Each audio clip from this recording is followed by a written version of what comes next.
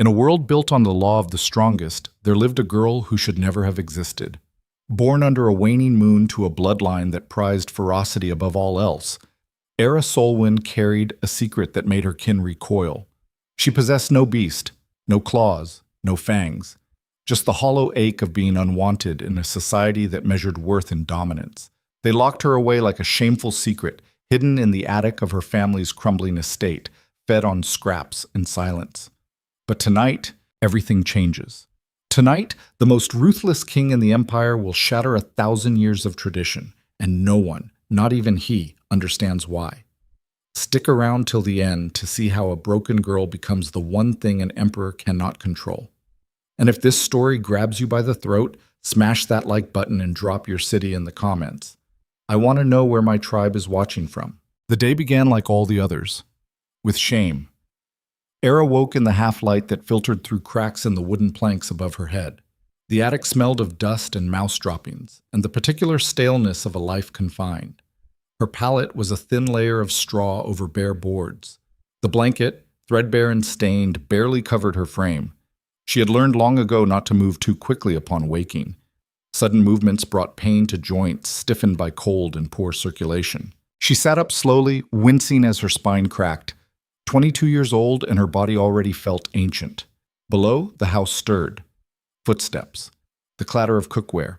Voices raised in morning argument. The Solwyn family preparing for the day ahead. A day that would change the course of the empire, though none of them knew it yet. Aera pulled the blanket around her shoulders and crawled to the small gap in the floorboards where she could peer down into the main living area. Her mother, Hestia, moved about the kitchen with sharp, efficient motions. Her father, Corvan, sat at the table reading a territorial dispatch, his jaw set in its permanent expression of disappointment. Her two brothers were there too. Jorah, the eldest, all broad shoulders and easy confidence, and Marek, younger but no less formidable, his beast already manifesting in the faint shimmer of scales along his forearms. A proper family, a strong family. And then there was her, Era, the defect, the stain. The thing they kept hidden because to acknowledge her existence was to admit their bloodline carried weakness. She watched Hestia set down a plate of meat and bread before Corvin, watched Jorah reach across and steal a piece, grinning when Merrick snarled at him, watched the casual intimacy of people who belonged to each other. She felt nothing. The numbness had set in years ago, a kind of emotional scar tissue that had grown thick enough to protect her from the worst of it. Envy was a wasted emotion, so was hope.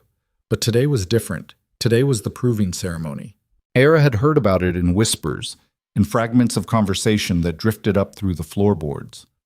Once every generation, the King Zhao honored the noble families of the empire to present their unmated sons and daughters.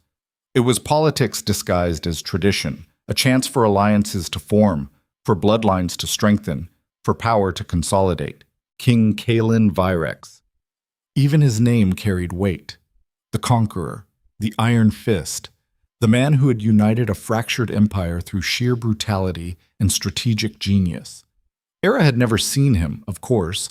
She had never seen much of anything beyond the four walls of the attic and the occasional glimpse of the courtyard when someone forgot to lock the door properly. She pulled back from the gap in the floor and retreated to her corner. The ceremony had nothing to do with her. Her family would attend. They were minor nobility, barely clinging to their status, but noble nonetheless. They would put on their finest clothes and parade Jorah and Merrick like prized livestock, and they would leave her here, as they always did. The morning wore on. Era heard the preparations escalate. Hestia's voice grew shrill as she criticized Merrick's appearance. Corvan barked orders about the carriage. Jorah laughed at something, the sound carrying easily through the thin walls. No one came to the attic. No one ever did, except for the servant girl who brought food once a day and left it by the door without speaking. Her name was Lyra, and she was the closest thing Era had to human contact. Sometimes Lyra would linger for a moment, her eyes full of pity. Era hated that look. Pity was just another word for contempt wrapped in softer cloth. Around midday, the house went quiet. They had left. Era stood and stretched, her joints popping in protest. She moved to the small window, more of a ventilation slit, really, and pressed her face against it. From here she could see a slice of the world outside, the courtyard, the iron gates, the road that led to the city.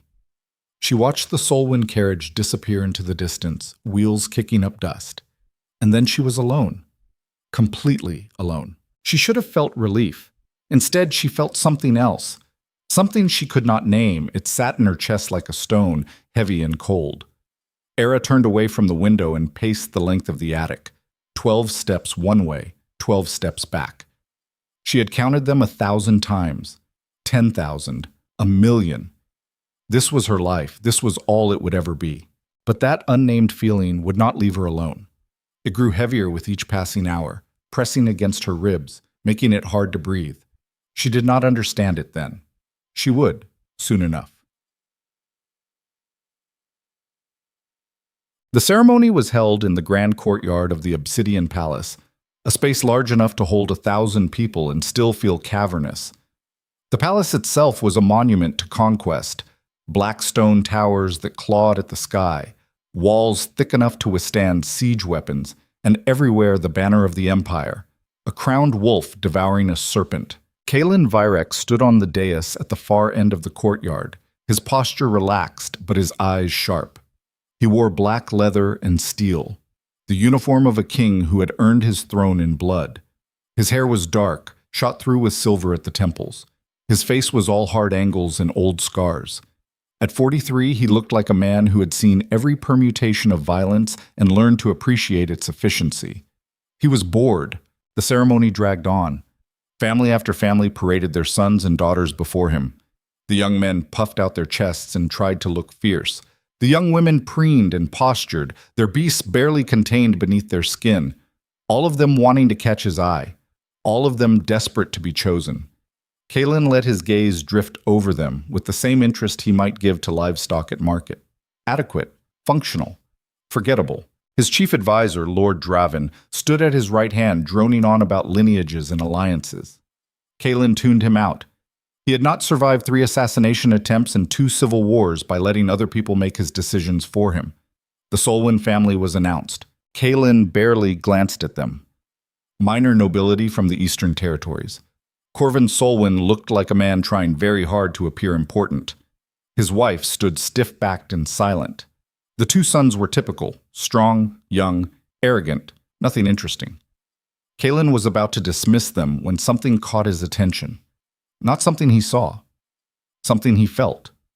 It was a pull, faint but unmistakable, like a thread tugging at the base of his skull. His beast stirred. Kalen went very still.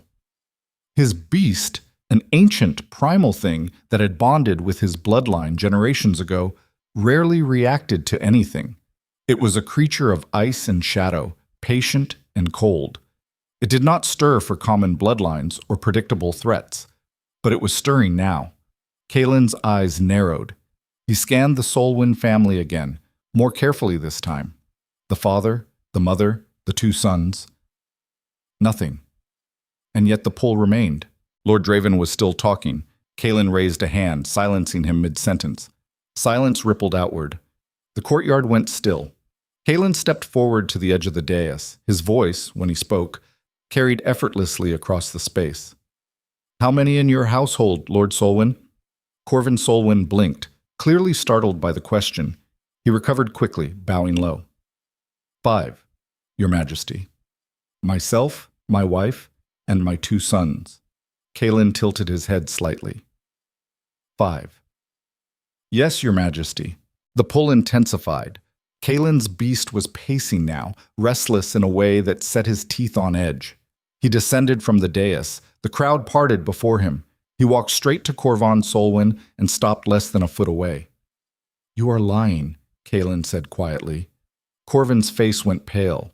Hestia made a small, choked sound. Jorah and Merrick stood frozen, their eyes wide. Your Majesty, I do not understand." "How many?"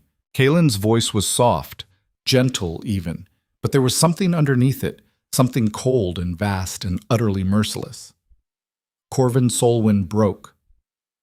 6, he whispered. "There are 6. Kalen smiled. It was not a kind expression. "Where is the 6th?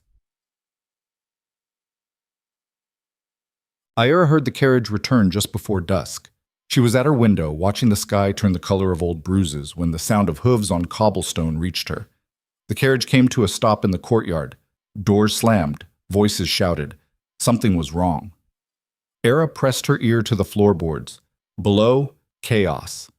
Her mother's voice, high and panicked. Her father bellowing orders. Footsteps on the stairs. Heavy, multiple. The attic door flew open. Era scrambled back, her heart hammering.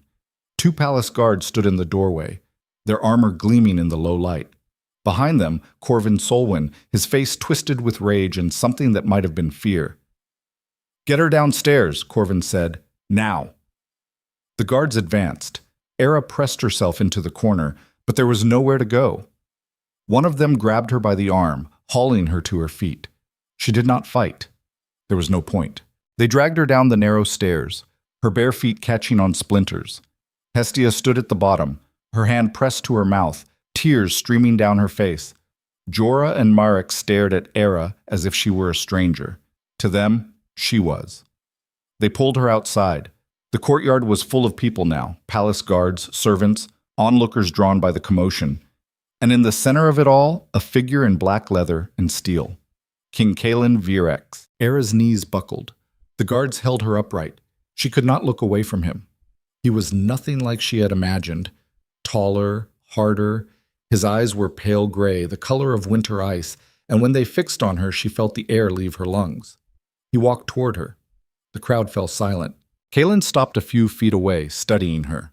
Era could feel his gaze like a physical weight. She was filthy. Her hair was matted. Her dress was little more than rags. She looked like exactly what she was, something discarded. But Kaelin did not look disgusted. He looked fascinated. He reached out slowly, his hand stopping just short of her face. Era flinched, but he did not touch her. Instead, he spoke, his voice low enough that only she could hear. "What is your name?" Era could barely form words. Her throat was dry, her tongue thick. "Era," she whispered. "Era Solwyn." Kaelin's eyes narrowed. He tilted his head, studying her the way a predator studies prey. "You have no beast," he said. It was not a question. She shook her head. "And yet," Kaelin continued, his voice thoughtful, "my beast reacts to you." "Interesting." He turned away from her, addressing the crowd. "This one," he said, his voice carrying easily. "I claim her." The silence that followed was absolute, and then pandemonium. Corvin lunged forward, rage, overwhelming sense. "Your Majesty, she is nothing. A defect. She cannot—" Kaelin moved. One moment he was standing still.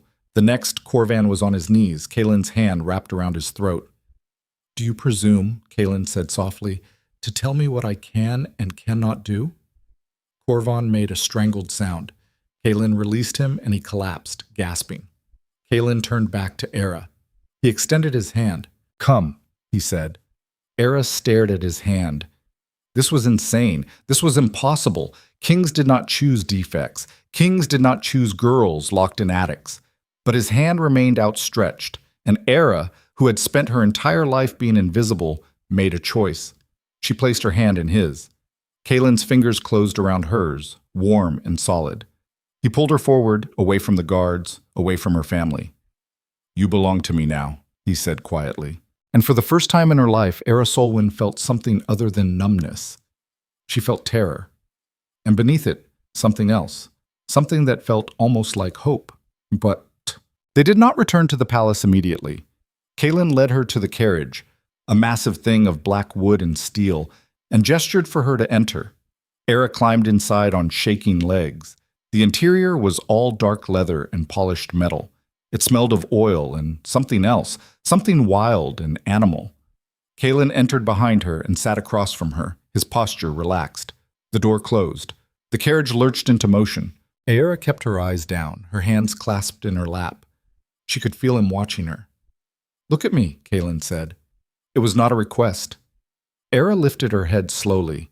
His eyes were still that pale, cold gray, but there was something in them now, something she could not read. "Do you know why I chose you?" he asked. Era shook her head. "Neither do I," Kaelin said. "Not entirely." He leaned forward, elbows on his knees. The space between them felt charged, electric. "I have ruled this empire for 20 years," he continued. I have seen every permutation of strength and weakness. I have broken armies and crushed rebellions. I do not make mistakes. He paused. And yet, when I look at you, my beast responds. It sees something I cannot. Era's throat was tight. She forced herself to speak. I am nothing, she said. I have no beast, no strength. I am... You are moonbound, Kaelin interrupted. The word hung in the air between them. Era blinked. Moonbound. She had heard the term before in old stories her grandmother used to tell before she died. Tales of people who were tied not to beasts of fang and claw, but to something older. Something tied to the cycles of the moon and the hidden currents that ran beneath the world. Myths. Legends. Not real. Kaelin smiled faintly as if reading her thoughts. The Empire has spent centuries erasing that knowledge, he said. Strength became synonymous with violence, dominance with power. But the old ways are not gone. They are merely forgotten. He sat back, his expression unreadable. You are rare, Era Solwyn, rarer than you know. And in this court, rarity is either a weapon or a target. Era felt cold dread settle in her stomach. Why are you telling me this? Because, Kaelin said simply, you need to understand what you are, and what you will become. The carriage rolled through the gates of the obsidian palace. Era caught a glimpse of towering walls and dark stone before they passed into shadow. When the carriage stopped, Kaelin stood and opened the door himself. He stepped out and turned, offering his hand once more. Era took it, and stepped into a world that would either destroy her or remake her entirely. The palace was a labyrinth. Kaelin led her through corridors of black stone and polished obsidian. Servants bowed as they passed. Guards watched with unreadable expressions. Era felt their eyes on her, this filthy, ragged girl walking beside their king. She wanted to disappear. But Kaelin's hand remained firm around hers, pulling her forward. They climbed a winding staircase and emerged into a wing of the palace that felt different, quieter. The air smelled of jasmine and something else, something green and growing. Kaelin stopped before a set of double doors carved with intricate patterns. He pushed them open. Inside was a room that took Era's breath away. It was enormous. A bed large enough for 3 people dominated one wall, draped in silk the color of midnight. Tall windows looked out over the city. A fireplace burned low, casting flickering light, and everywhere small touches of beauty, carved wood, woven tapestries, fresh flowers in ceramic vases. This is your chamber, Kaelin said. Era turned to stare at him. Mine? Yes. I do not understand. Kaelin's expression was patient. You are mine now, he said. That means you will be cared for, protected. You will want for nothing. He gestured to a door on the far wall. There is a bathing room through there. Clean yourself, dress yourself. Food will be brought shortly. He turned to leave. Wait, Era said. Kaelin paused, looking back. Why? Era's voice cracked. Why me? Kaelin studied her for a long moment. Because, he said finally, I have spent my life choosing strength, and strength has given me an empire. He stepped closer. But empires are not built to last. They are built to devour. And I find myself wondering what might happen if I chose something other than strength, something rarer. His eyes held hers. You are the gamble, Era Solwyn. Let us see if I chose well. And then he was gone, the doors closing behind him with a soft thud. Era stood alone in the center of the room, her heart pounding. She did not know whether to laugh or scream, so she did neither. Instead, she walked to the bathing room and stared at herself in the polished mirror. A stranger stared back, thin, dirty, hollow-eyed, but alive. Against all odds, still alive. And for the first time in her wretched, invisible life, Era Solwyn allowed herself to wonder, what if this was not a death sentence? What if it was something else entirely? The bathwater was scalding, and Era sank into it with a gasp that was half pain, half relief. The heat bit into her skin, turning it pink, and she watched dirt and grime lift away in dark clouds. She scrubbed until her flesh was raw, until she could see the pale tone of her actual skin beneath years of accumulated filth. When she finally emerged, wrapped in a towel softer than anything she had ever touched, she found clothing laid out on the bed. Not servant's garb, not rags. A dress of deep blue silk, simple in design but clearly expensive. Undergarments of fine linen. Soft slippers.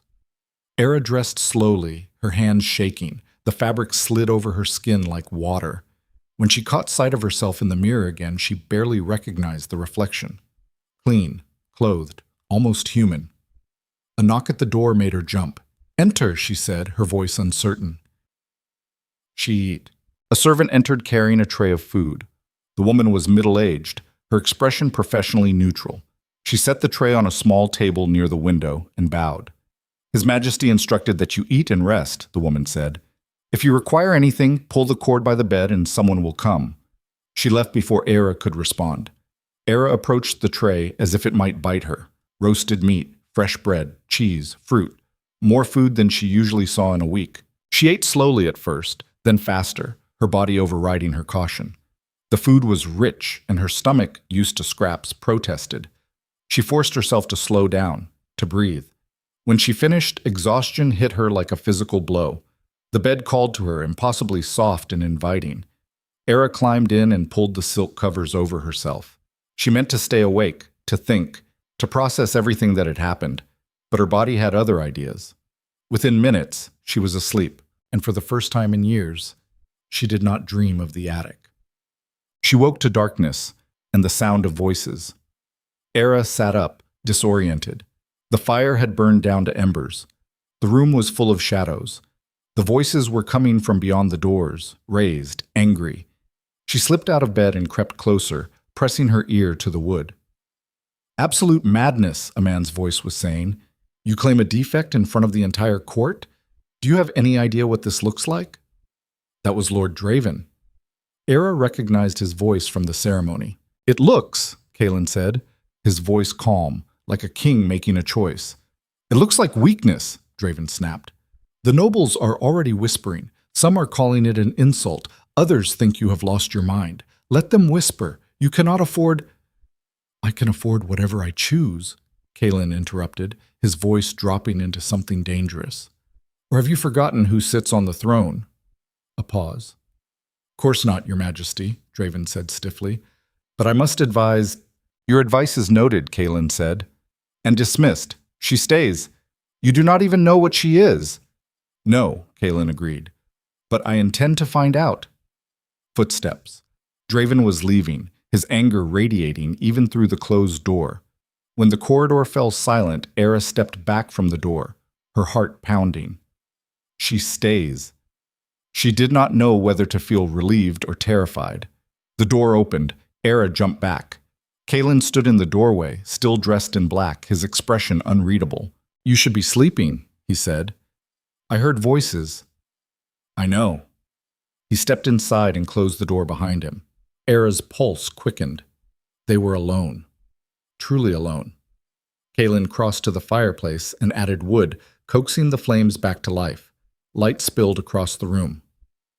"You will hear many voices in the coming days," he said without looking at her. "Some will call you a mistake, others will call you worse. Ignore them."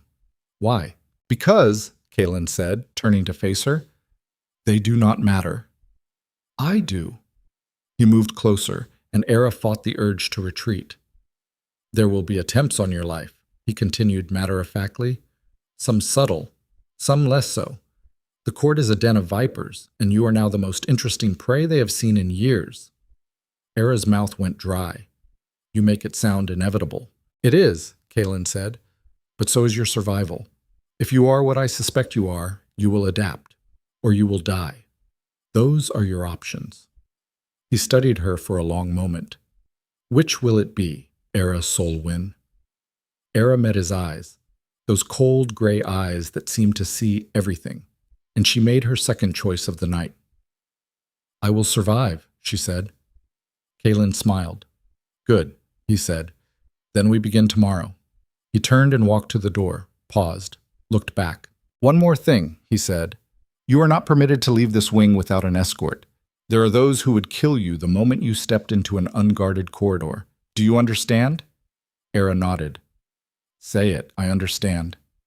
Kalen nodded and left, the door closing softly behind him.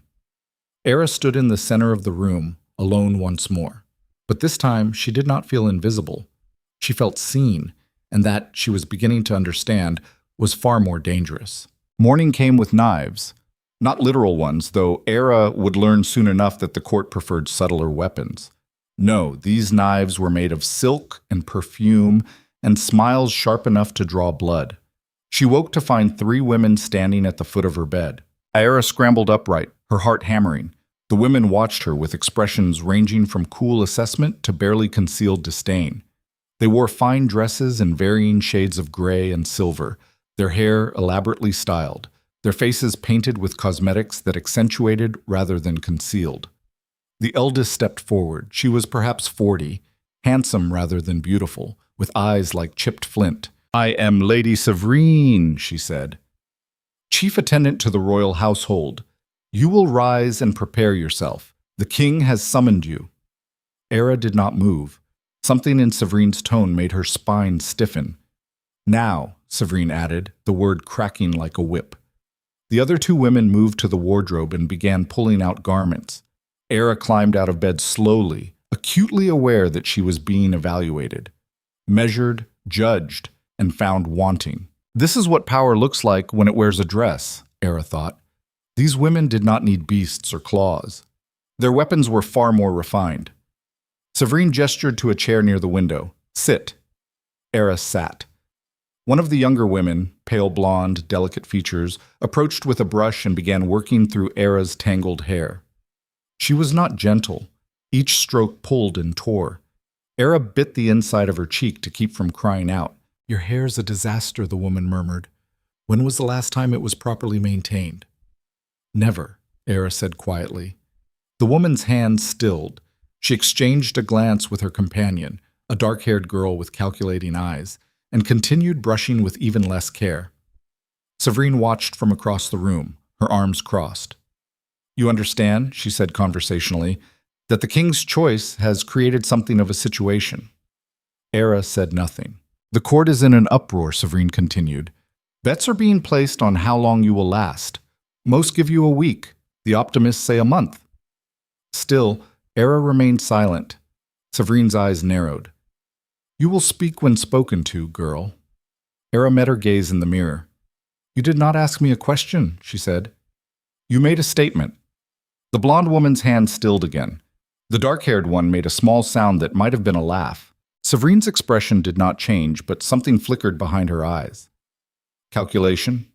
Reassessment. Here's the truth of survival in places like this. Silence can be mistaken for weakness, but the wrong words are a blade to your own throat. Era was learning, faster than she had any right to, that power was not just about what you said. It was about what you refused to say, what you withheld, what you made them work for. Severine crossed the room and leaned down, her face inches from Era's. "Let me be clear," she said softly. "I have served this palace for 20 years. I have seen kings rise and fall. I have seen favorites elevated and destroyed. You are nothing. A curiosity, a mistake the king will correct once the novelty fades." She straightened. "But until that happens, you will present yourself appropriately. You will not embarrass His Majesty. You will not speak out of turn. You will not presume. Is that understood?" Era held her gaze. "Perfectly." Severine smiled. It was a cold, sharp thing. "Good. Then let us begin." Come. They dressed her like a doll. The garments were beautiful. There was no denying that. A gown of deep green silk that brought out the color in her eyes. Gold thread embroidered along the sleeves and hem. A delicate chain of silver around her throat. Slippers so soft they barely made a sound. But every piece felt like armor, or a cage. When they finished, Severine stepped back and studied her. "Better," she said, almost civilized. The dark-haired woman, whose name, Era learned, was Maris, applied cosmetics with swift, efficient strokes. Color on her lips. Powder on her cheeks. Something that made her eyes look larger, more vulnerable. When Maris stepped away, Era barely recognized herself in the mirror. She looked like someone worth noticing, and that, she was beginning to understand, was the most dangerous thing she could be. Severine gestured to the door. "Come." His Majesty is waiting. They led her through corridors that twisted and turned like the insides of some great beast. Era tried to memorize the route, but quickly lost track. Left, right, down a staircase, through a gallery lined with portraits of stern-faced men and women. Everywhere, servants and courtiers paused to stare. She heard the whispers. That is her? The defect. What is he thinking? She will not last. Era kept her eyes forward and her expression blank, but inside fear coiled tight around her ribs. They emerged into a vast hall. Sunlight poured through tall windows, illuminating a space that could have held hundreds. At the far end, on a raised dais, sat Kalen. He was not alone. A dozen men and women stood around him, nobles by their dress. They turned as Era entered, their conversations dying mid-sentence. Kalen's eyes found hers across the distance, and something in his expression shifted, not softening exactly, but recognition, acknowledgement. He stood. Leave us, he said. The nobles exchanged glances. One of them, a man with iron-gray hair and a scar bisecting his left cheek, stepped forward. Your Majesty, we have not finished discussing the border disputes. We have, Kalen said flatly. Leave. The man's jaw tightened, but he bowed and withdrew. The others followed, filing past Ira with expressions ranging from curiosity to contempt. Severine and her attendants bowed and retreated as well, leaving Ira alone with the king. Kalen descended from the dais and crossed the distance between them. He stopped a few feet away, his gaze sweeping over her. They dressed you well, he said. They were not kind about it. Kalen's mouth twitched, almost a smile. They are not paid to be kind. They are paid to make you presentable. He began to circle her, slowly. Era fought the urge to turn with him, to keep him in sight. Predators circle prey. She had learned that much in the attic, but she was not prey. Not anymore. Tell me, Kalen said from behind her, what do you know of court politics? Nothing. Good. That makes you honest. Honesty is rare here. He completed the circle and stopped in front of her again. Here's what you need to understand. This court is built on alliances. Families marry to consolidate power. Bloodlines merge to create strength. Every person you see is part of a web of obligations and debts. He paused. And then there is you, an outsider. A defect, as they so charmingly put it. You belong to no alliance. You strengthen no bloodline. By every measure this court values, you are worthless. The words should have stung, but Era heard something underneath them. A lesson. A warning. And yet you chose me, she said. Kalen's eyes glinted. Yes, which means one of two things. Either I am a fool, he leaned closer, or I see something they do not. This is the gamble at the heart of power. To choose the unexpected is either genius or suicide, and the difference is only visible in hindsight. Kalen had spent 2 decades making choices that looked insane until they proved brilliant. He had gambled on strategies that generals called impossible, had trusted instincts over advisors, had built an empire on the knife's edge between madness and vision, and now he was betting everything on a girl with no beast and no name. Era held his gaze. Which is it? Kalen smiled. A real smile this time, sharp and dangerous. We will find out together. He took her to the training grounds. It was the last place Era expected. The space was massive, an open courtyard surrounded by high walls. Soldiers sparred in pairs, their movements brutal and efficient. The clash of steel rang out like music. The air smelled of sweat and leather and blood. Kalen led her to a raised platform overlooking the yard. Below, a match was underway. 2 men circled each other, both stripped to the waist, their bodies covered in scars and muscle. They were not entirely human. One had scales rippling along his shoulders. The other's eyes glowed amber, his fingernails elongated into claws. Beasts, barely contained. Era watched as they collided, a blur of violence. Fists and claws and inhuman speed. The crowd of watching soldiers roared approval. This is what strength looks like in my empire, Kalen said. Raw, brutal, uncompromising. He turned to her. You have none of this. No claws, no scales, no venom or fangs, or any of the markers we have spent centuries breeding for. Era kept her eyes on the fight below. One of the men landed a blow that split his opponent's lip. Blood sprayed. "Then why am I here?" she asked. "Because," Kalen said, "strength is not the only form of power. It is simply the loudest." He gestured to the fight below. "Those men are strong. They can kill with their hands. They can survive wounds that would fell a normal human. But they are predictable. Point them at an enemy and they charge. It is all they know." He looked at Era. "You, on the other hand, are a mystery, and mysteries are dangerous precisely because they cannot be predicted." Below, the fight ended. One man on the ground, the other standing over him, chest heaving. Kalen's voice dropped lower. "I'm going to tell you something few people know. The Empire is dying." Era's head snapped toward him. Kalen's expression was neutral, but his eyes were cold. "Not tomorrow, not next year. But the cracks are showing. We have bred for strength for so long that we have forgotten adaptability. Our bloodlines are powerful, but brittle. Inbred. The beasts that once made us great are becoming unstable. More feral, harder to control." He paused. "We need something new. Something we have lost. And I believe you carry it." Era's throat was tight. The moonbound. "Yes, the old power. The power that does not dominate but harmonizes. That does not control but understands." He turned to face her fully. "I do not expect you to master it overnight. I do not even expect you to believe it yet. But I expect you to survive long enough to find out what you are. Can you do that?" Era thought of the attic, the years of silence, the slow death of hope. She had survived that. She could survive this. "Yes," she said. Kalen nodded. "Then we begin your real education." The education was not what she expected. No teachers, no books, no gentle instruction. Instead, Kalen threw her into the deep water and watched to see if she would drown. He assigned her a guard, a towering woman named Syra, with silver-streaked hair and eyes like frozen lakes. Syra did not speak much, but her presence was a wall between Era and anyone who might wish her harm. And there were many who did. The first attempt came 3 days after her arrival. Era was walking through the palace gardens, a rare moment of freedom, though Syra shadowed her steps. The gardens were beautiful, a maze of flowering vines and sculpted hedges. She had paused by a fountain when she felt it. A pull.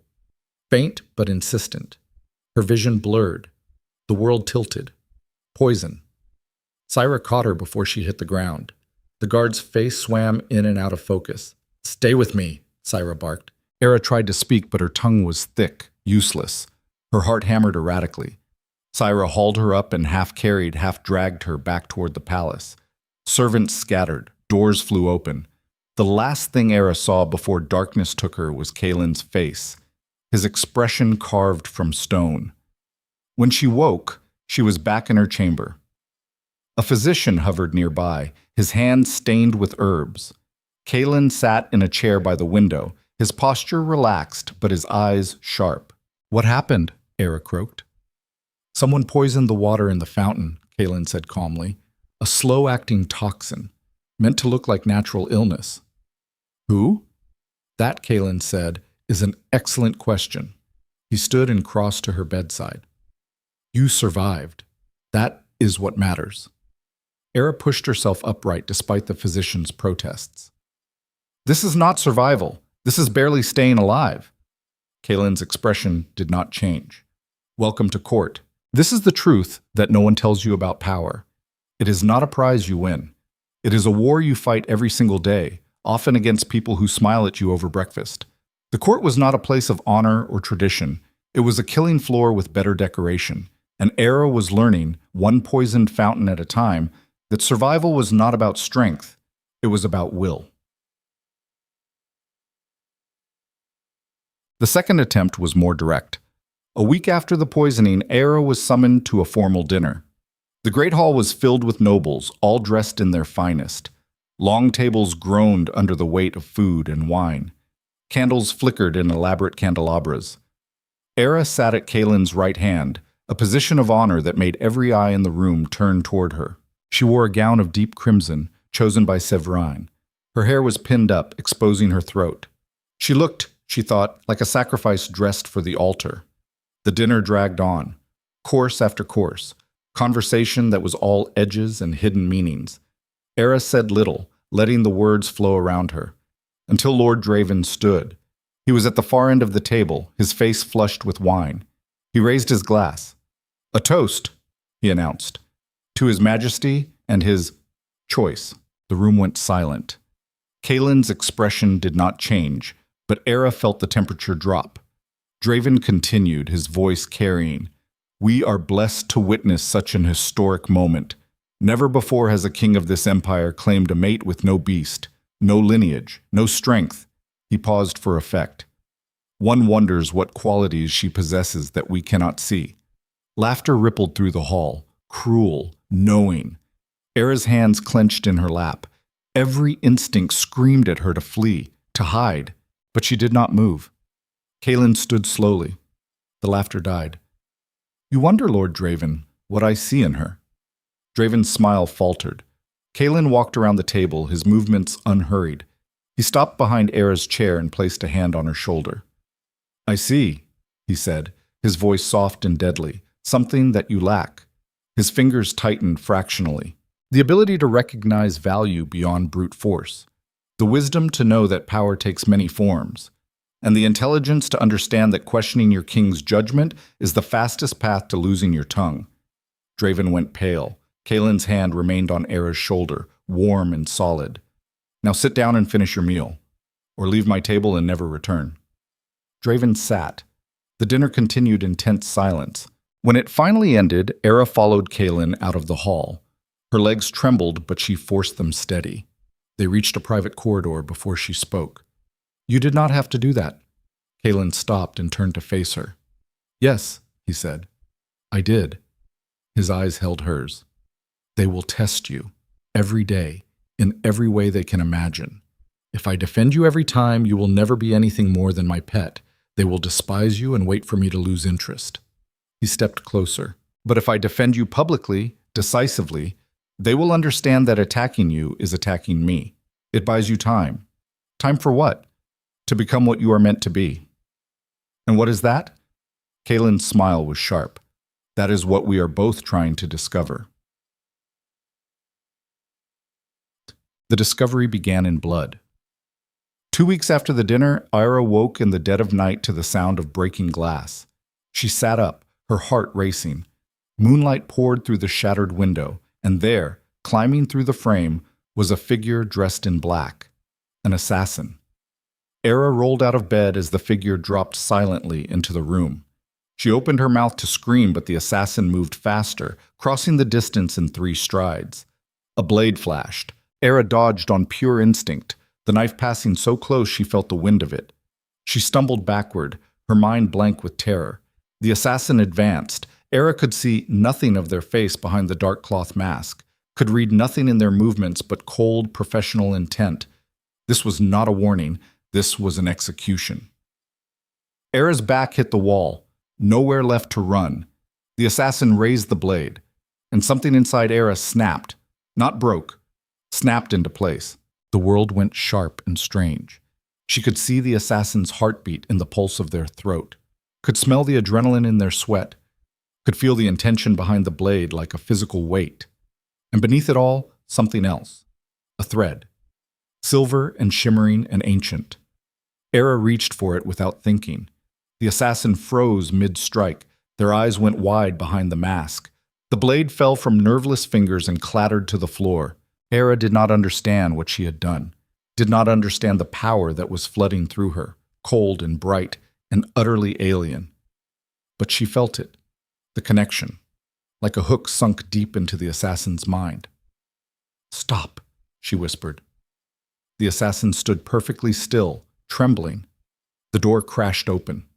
Syra burst in, sword drawn, 2 guards at her back.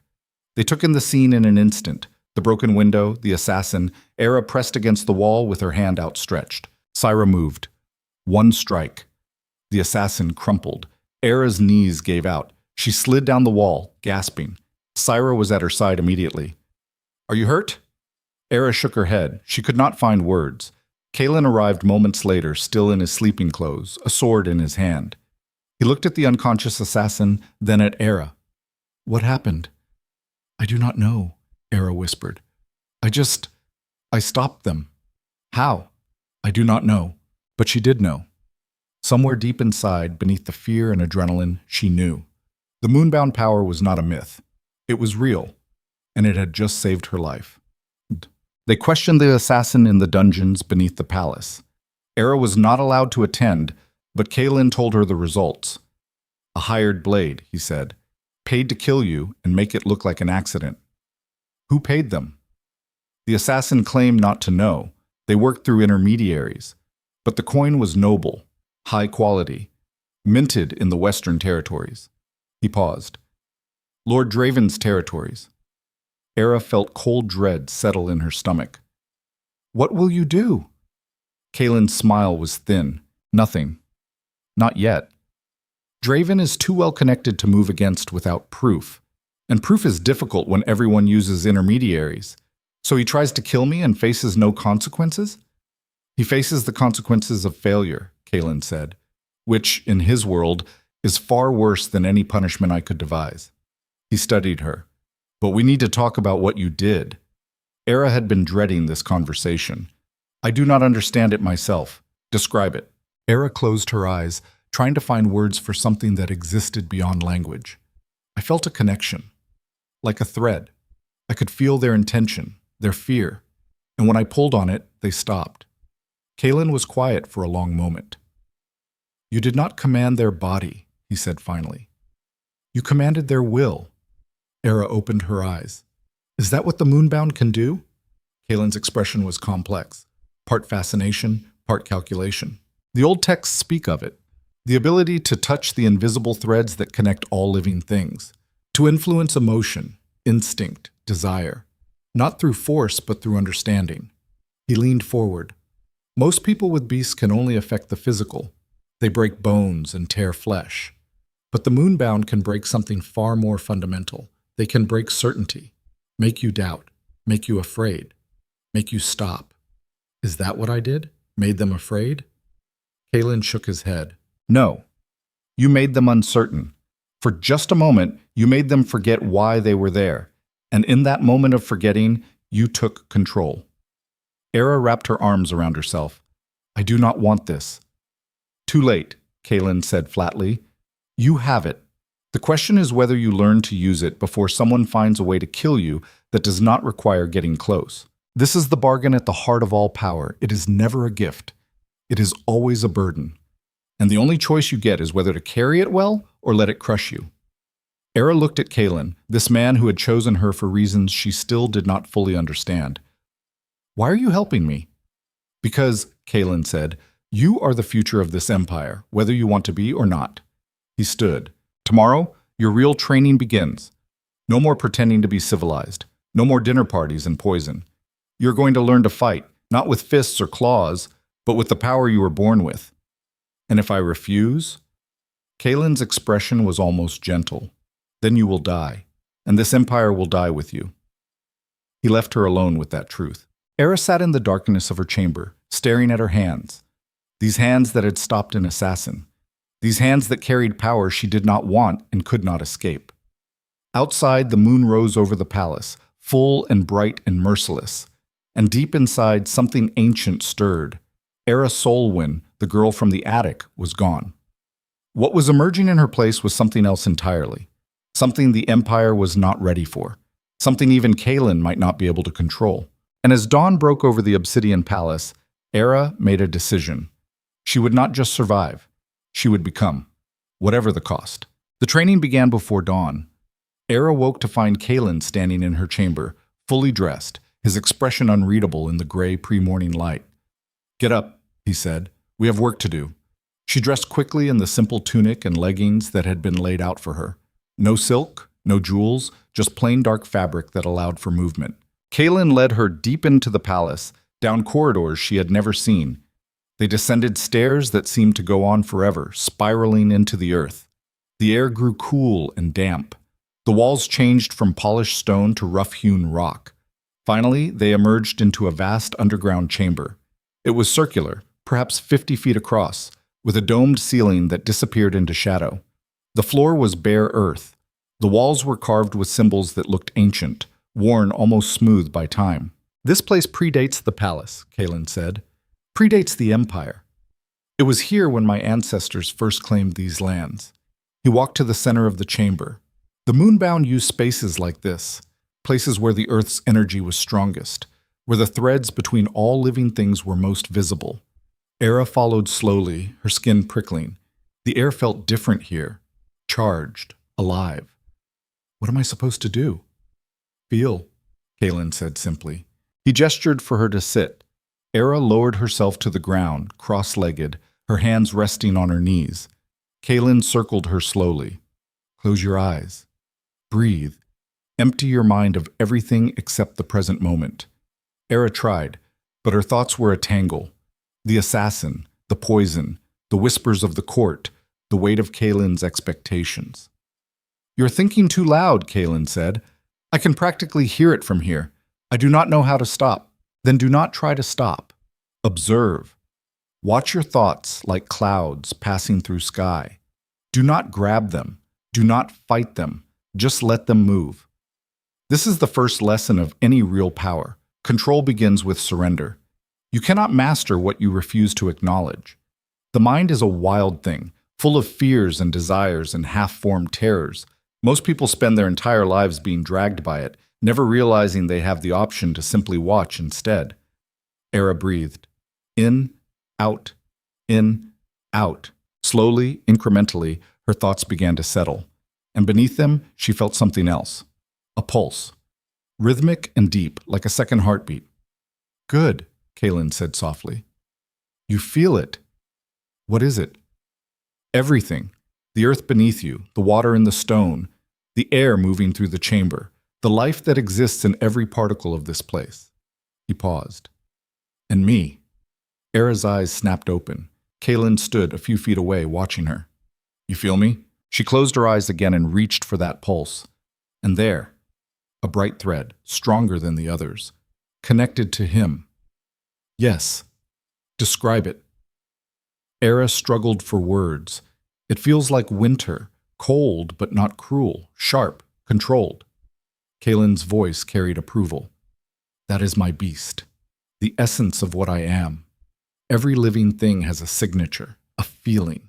For those with beasts, it is pronounced. For those without, it is subtler. But it is always there." He moved closer. "Now find yours." "I do not have a beast?" "No. But you have a signature. Find it." Era turned her awareness inward, past the breathing, past the heartbeat, past the surface thoughts and fears. And there, buried deep, she found it. It felt like moonlight on water, cool and ever-changing, calm on the surface, but with currents running beneath. And old. So incredibly old that it made her feel like a child touching something vast and unknowable. "I feel it," she whispered. "Good. Remember that feeling. That is your center, your truth. When you reach for the threads, you reach from there. Not from fear, not from anger, from that still, deep place." Over the following weeks, Kalen trained her with a patience that surprised them both. He taught her to sense the threads that connected all living things, taught her to distinguish between human and beast, between intention and reflex, between true threat and performative aggression. It was not easy. Some days she could barely feel anything. Other days the sensations overwhelmed her, a flood of information her mind could not process. But slowly, gradually, she improved. And as she did, something else began to shift. The court was changing its opinion of her. It started small. A noble who had sneered at her now nodded in passing. A servant who had been coldly efficient now smiled. Whispers still followed her, but the tone had shifted from contempt to speculation. "She is not what she seems. The king would not invest such time if she were ordinary. Perhaps there is more to her than we thought." Era should have been pleased. Instead, she felt uneasy. She mentioned it to Kalen one evening after training. "They are afraid," he said simply. "Fear looks like respect until you examine it closely. Should I be worried?" Kalen considered and met. "Fear is a tool. Like any tool, it can be useful or dangerous depending on how it is wielded. The court fears what they do not understand. Right now that works in your favor, but fear curdles into hate given enough time. You will need to give them something else eventually. What? Kalen's smile was sharp. That depends on what you become. The becoming accelerated on a night 3 months after her arrival. Era was summoned to the throne room for a formal audience. She had been to dozens by now, tedious affairs where petitioners brought grievances and Kalen dispensed justice with surgical precision. But tonight felt different. The throne room was packed.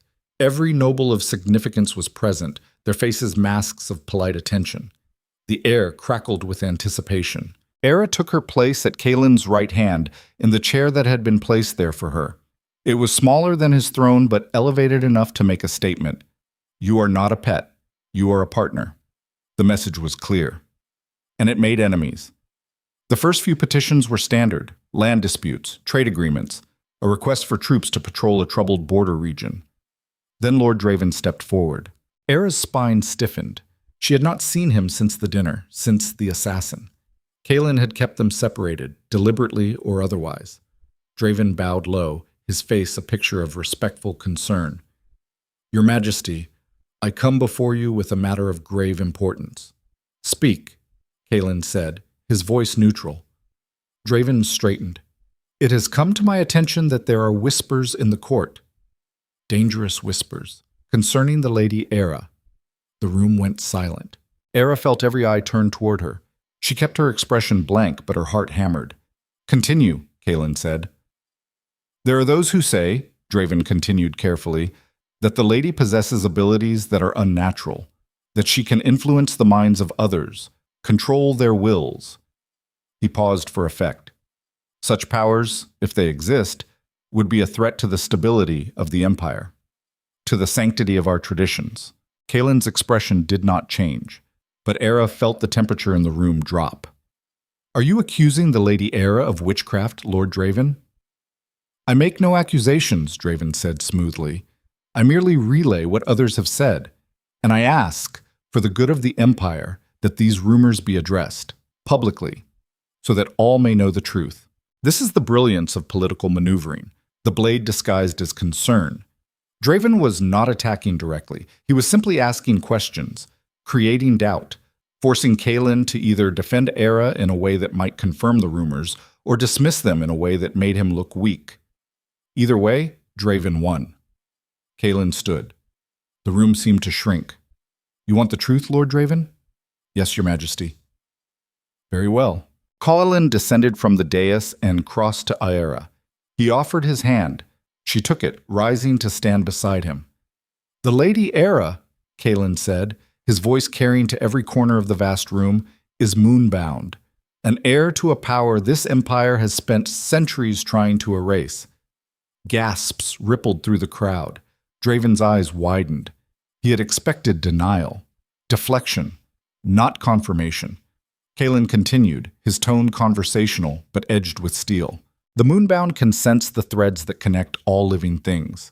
They can influence emotion and intention in ways that those with beasts cannot comprehend. This is not witchcraft. It is lineage. It is power, as old as the Empire itself. He turned to face the assembled nobles. And it is precisely what we need. Draven recovered quickly. Your Majesty, surely you understand the danger. I understand, Kalen interrupted, that this empire is stagnant, that our bloodlines are eating themselves, that we breed for strength and lose adaptability. I understand that change is necessary, and I understand that change terrifies men like you. Draven's jaw tightened. I serve the Empire, Your Majesty, then serve it by accepting that the Empire must evolve or die. Kalen's hand tightened fractionally around Era's. The Lady Era is my choice, my mate, and soon my queen. Any who question that choice, question me. The room erupted. Nobles shouted over each other, some in support, most in outrage. The careful order of the court dissolved into chaos, and in the middle of it, Era stood frozen. Queen. He had never said it before, had never even implied it. She turned to look at him, but his attention was on the crowd, his expression a mask of controlled authority. This was a declaration of war. and Era had just become the banner he was raising. Damn. The fallout was immediate and brutal. Half the noble families pledged their loyalty that very night. The other half withdrew to their estates, their silence a threat more ominous than any words. Kaelin had forced their hand, made them choose, and in doing so, he had gambled everything. Era confronted him in his private chambers after the audience dissolved. "You should have warned me." Kaelin poured wine, his movements unhurried. "Would it have changed anything? I deserve to know." He handed her a glass. "You did know. You simply did not want to acknowledge it." Era set the glass down untouched. "Queen. You said queen." "Yes, I am not ready for that." Kaelin's eyes were cold. "No one is ever ready for power. You take it or you die. Those are the options. This is not about me. This is about your empire." Finally, Kaelin showed emotion. Anger, sharp and controlled. "It is about both. The empire needs change. You represent that change. Whether you like it or not, whether you feel ready or not, you are the catalyst." He stepped closer. "I have spent 2 decades building something that will outlast me. But empires built on strength alone collapse the moment that strength falters. I need something more durable, something that can adapt. And you think I am that? I know you are." The certainty in his voice was almost worse than doubt would have been. He had placed his faith in her, his empire, his legacy. And Ira had no idea if she could carry that weight. She left his chambers without another word. The betrayal came on the eve of the binding ceremony.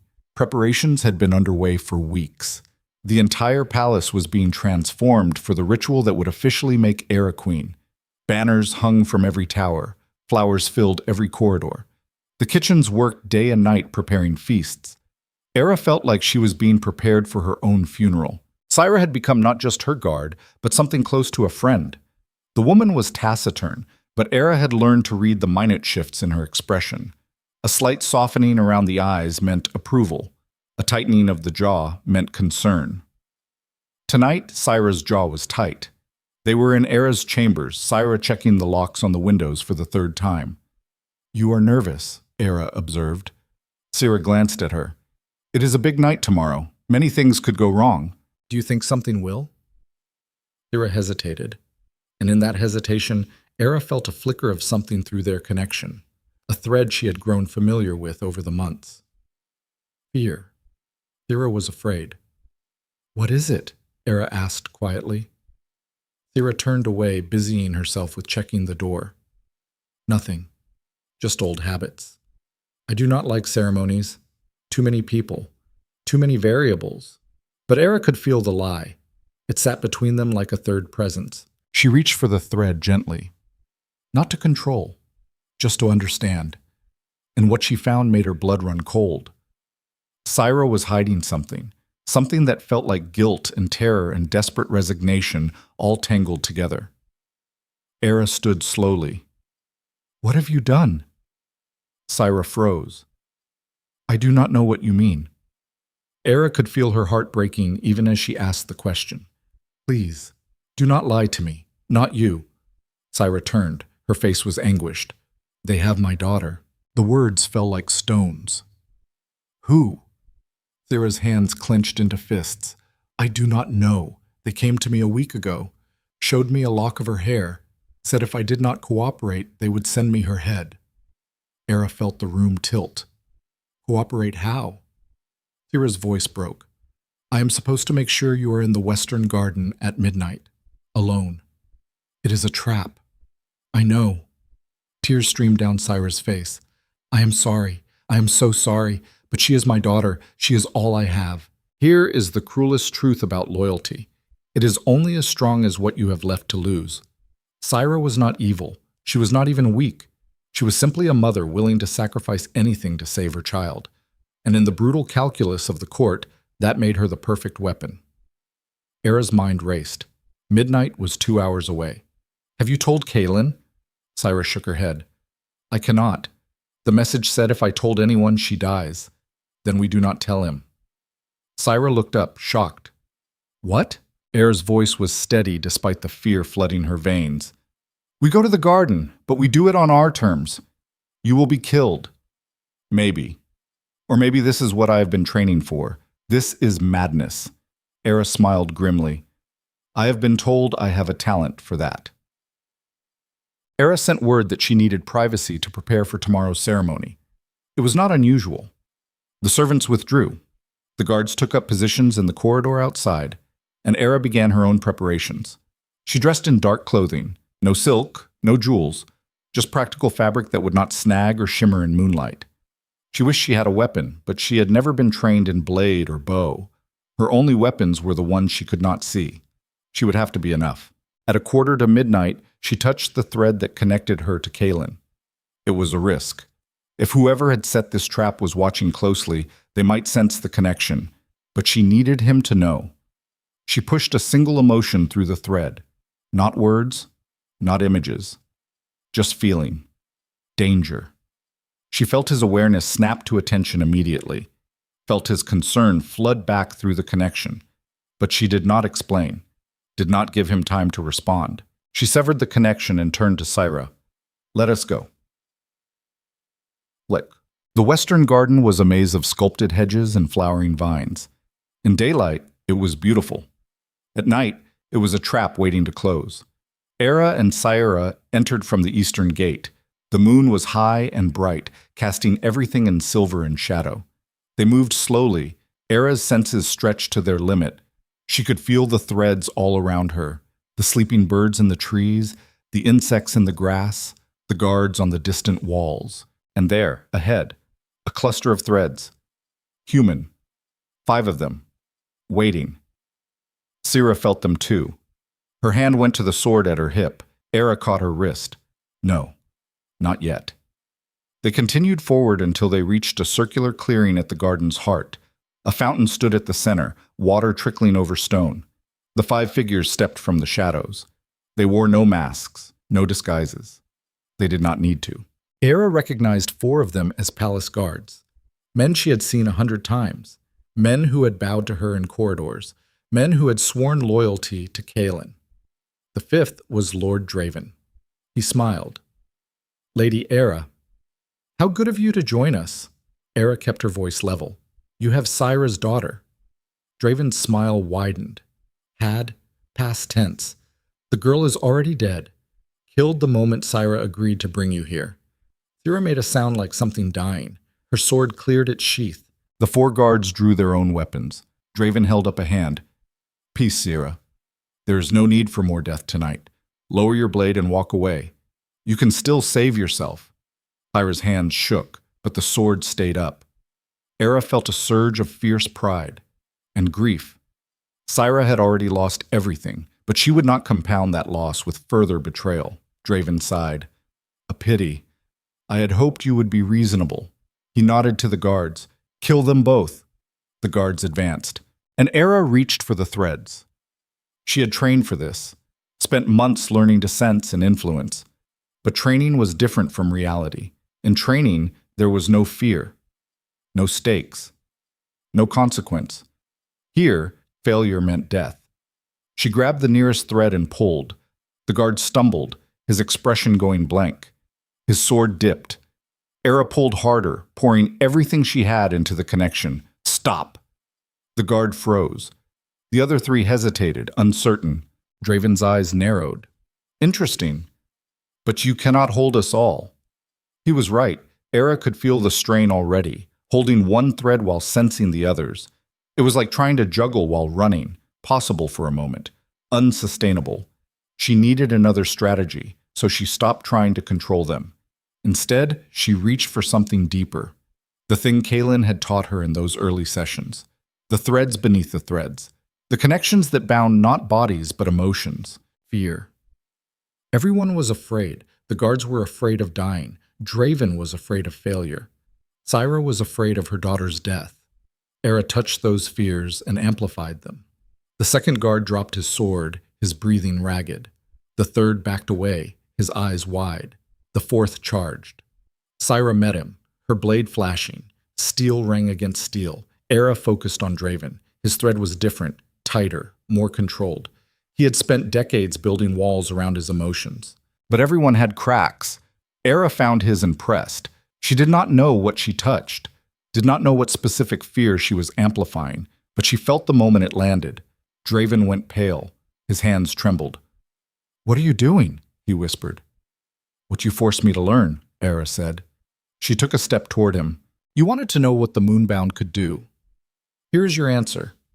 We can make you feel everything you spend your life running from. Every doubt, every inadequacy, every moment of failure you have buried. Another step. How does it feel, Lord Draven? To be powerless?" Draven fell to his knees, gasping. Behind Era, steel clashed. She heard Syra curse, heard a body hit the ground. Era did not turn. She kept her focus on Draven. "Why?" she asked. "Why all of this?" Draven's voice was a rasp. "Because you are a mistake, an abomination. You will destroy everything we have built." "No," Era said softly. "I will change it, and that terrifies you." She felt power surge through her. Not hers, something older. The thing that lived in the still, deep place she had found months ago. The moonbound legacy. And in that moment, Era understood. This was not about strength. It was about transformation. The world tilted. Era felt something vast and ancient wake inside her. Felt power flood through channels she had not known existed. The threads exploded into visibility. Not metaphor, not sensation, actual light, silver and shimmering and everywhere. She could see every connection in the garden, every life, every heartbeat, every thread of intention and emotion and will. It was beautiful. It was terrible. It was too much. Era screamed, and the threads answered. The guards collapsed, unconscious. Draven crumpled. Even Syra dropped to one knee, gasping. Era stood at the center of a circle of fallen bodies, power crackling through her like lightning. And then the arrows came. She sensed them too late. 6 shafts fired from the shadows beyond the clearing. One caught Syra in the shoulder. The guard crumpled with a cry. The others were aimed at Era. She reached for the threads, trying to deflect them, but she was already stretched too thin. The power was slipping through her fingers like water. The arrows flew, and Kalen stepped between them and her. He moved faster than anything human. His beast fully manifested, a creature of ice and shadow that wrapped around him like armor. The arrows shattered against him. He roared, and the sound echoed through the garden like thunder. More figures emerged from the shadows. Not 5, not 10, 20, 30, an army. Kalen's voice was cold fury. Era, run. She could not move, could barely stand. Run! But Era looked at the fallen bodies, at Syra bleeding on the ground, at the ring of enemies closing in, and she made a choice. No. Kalen glanced back, his expression shocked. Era reached for the threads again. All of them. Every single connection in the garden. She pulled, and the world went white. When Era woke, she was back in her chambers. Sunlight streamed through the windows. Her body ached like she had been beaten. Kalen sat in a chair beside the bed, his face haggard. "How long?" Era croaked. 2 days, he said quietly. Memory flooded back. The garden. The betrayal. The power. Syra. Alive. Wounded but alive. Her daughter too. We found her in a safe house in the city. Era felt relief wash through her. Draven? Dead. Along with 23 conspirators. They died when you pulled the threads. Their hearts simply stopped. Kalen's voice was flat. You killed them all, Era, without touching them, without a weapon. You reached into their chests and stopped their hearts. Era stared at him. I did not mean to, I know, but that does not change what happened. He leaned forward. You have power beyond anything I imagined, beyond anything the Empire has seen in centuries, and you cannot control it. His eyes held hers. Which means you are the most dangerous thing in this palace. To our enemies, to our allies, to yourself. He paused. And to me, the words hung between them. This is the moment where everything changes, where the girl from the attic dies completely and something else must take her place, because power this vast cannot coexist with innocence, cannot coexist with hesitation. Era Solwyn had to choose. become what the power demanded, or destroy herself and everyone around her. The binding ceremony was tomorrow, and Era had no idea which version of herself would walk down that aisle. The hours before dawn were the longest of Era's life. She lay in the darkness of her chamber, every muscle in her body screaming. The power she had unleashed in the garden had torn through her like wildfire, leaving scorched earth in its wake. Her hands trembled when she tried to lift them. Her vision swam when she turned her head too quickly. But worse than the physical pain was the knowledge of what she had done. 23 people. Dead. Their hearts stopped by her will. She had not meant to kill them, had only meant to defend herself, to protect Syra, to survive. But intention meant nothing when weighed against bodies. This is the brutal arithmetic of power. It does not care about your reasons. It does not care if you meant well, or acted in self-defense, or were simply trying to live another day. Power is a loaded weapon. Once you pull the trigger, the bullet does not distinguish between guilty and innocent. It simply destroys. And Era had pulled that trigger. The door opened. Kaelin entered without knocking, carrying a tray. He set it on the table beside her bed. Bread. Water. Something that smelled of herbs. "You need to eat," he said. Era did not move. Kaelin sat in the chair, his posture relaxed but his eyes watchful. "You have been lying there for 6 hours, staring at the ceiling, not moving, not speaking. What do you want me to say?" "Anything. Rage, grief, fear, something other than silence." Era finally turned her head to look at him. "I killed them. Yes, all of them, without touching them. I just thought it, and they died." "Yes. How am I supposed to live with that?" Kaelin's expression did not soften. "The same way I live with the thousands I have killed. You accept it, you learn from it, and you make sure their deaths meant something. They were people. They were traitors. They came to murder you in the dark, to overthrow the throne, to plunge the empire into civil war." He leaned forward. "If you had not killed them, they would have killed you, and then me, and then everyone loyal to us. The body count would have been far higher. So yes, you killed them. And yes, it was necessary." Era's throat tightened. "I do not want to be someone who kills." "Then you should have stayed in the attic," Kaelin said flatly. "But you did not. You chose to step into this world, and this world requires blood. Always has. Always will." He stood and crossed to the window, looking out at the pre-dawn city. "In a few hours, the binding ceremony will begin. Every noble family in the empire will be watching. Half of them want you dead. The other half want to use you, and all of them are waiting to see if you break." He turned back to her. "So here is your choice. You can lie in that bed and drown in guilt. Or you can stand up, walk into that ceremony, and show them that you are not just some frightened girl they can break. You can become what this empire needs. What does it need?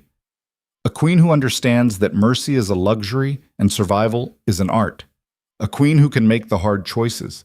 A queen who can kill when necessary and live with it afterward." His eyes held hers. "Can you be that?" Era stared at him. At this man who had chosen her for reasons she still did not fully understand. At this king who ruled through calculated brutality and called it necessity.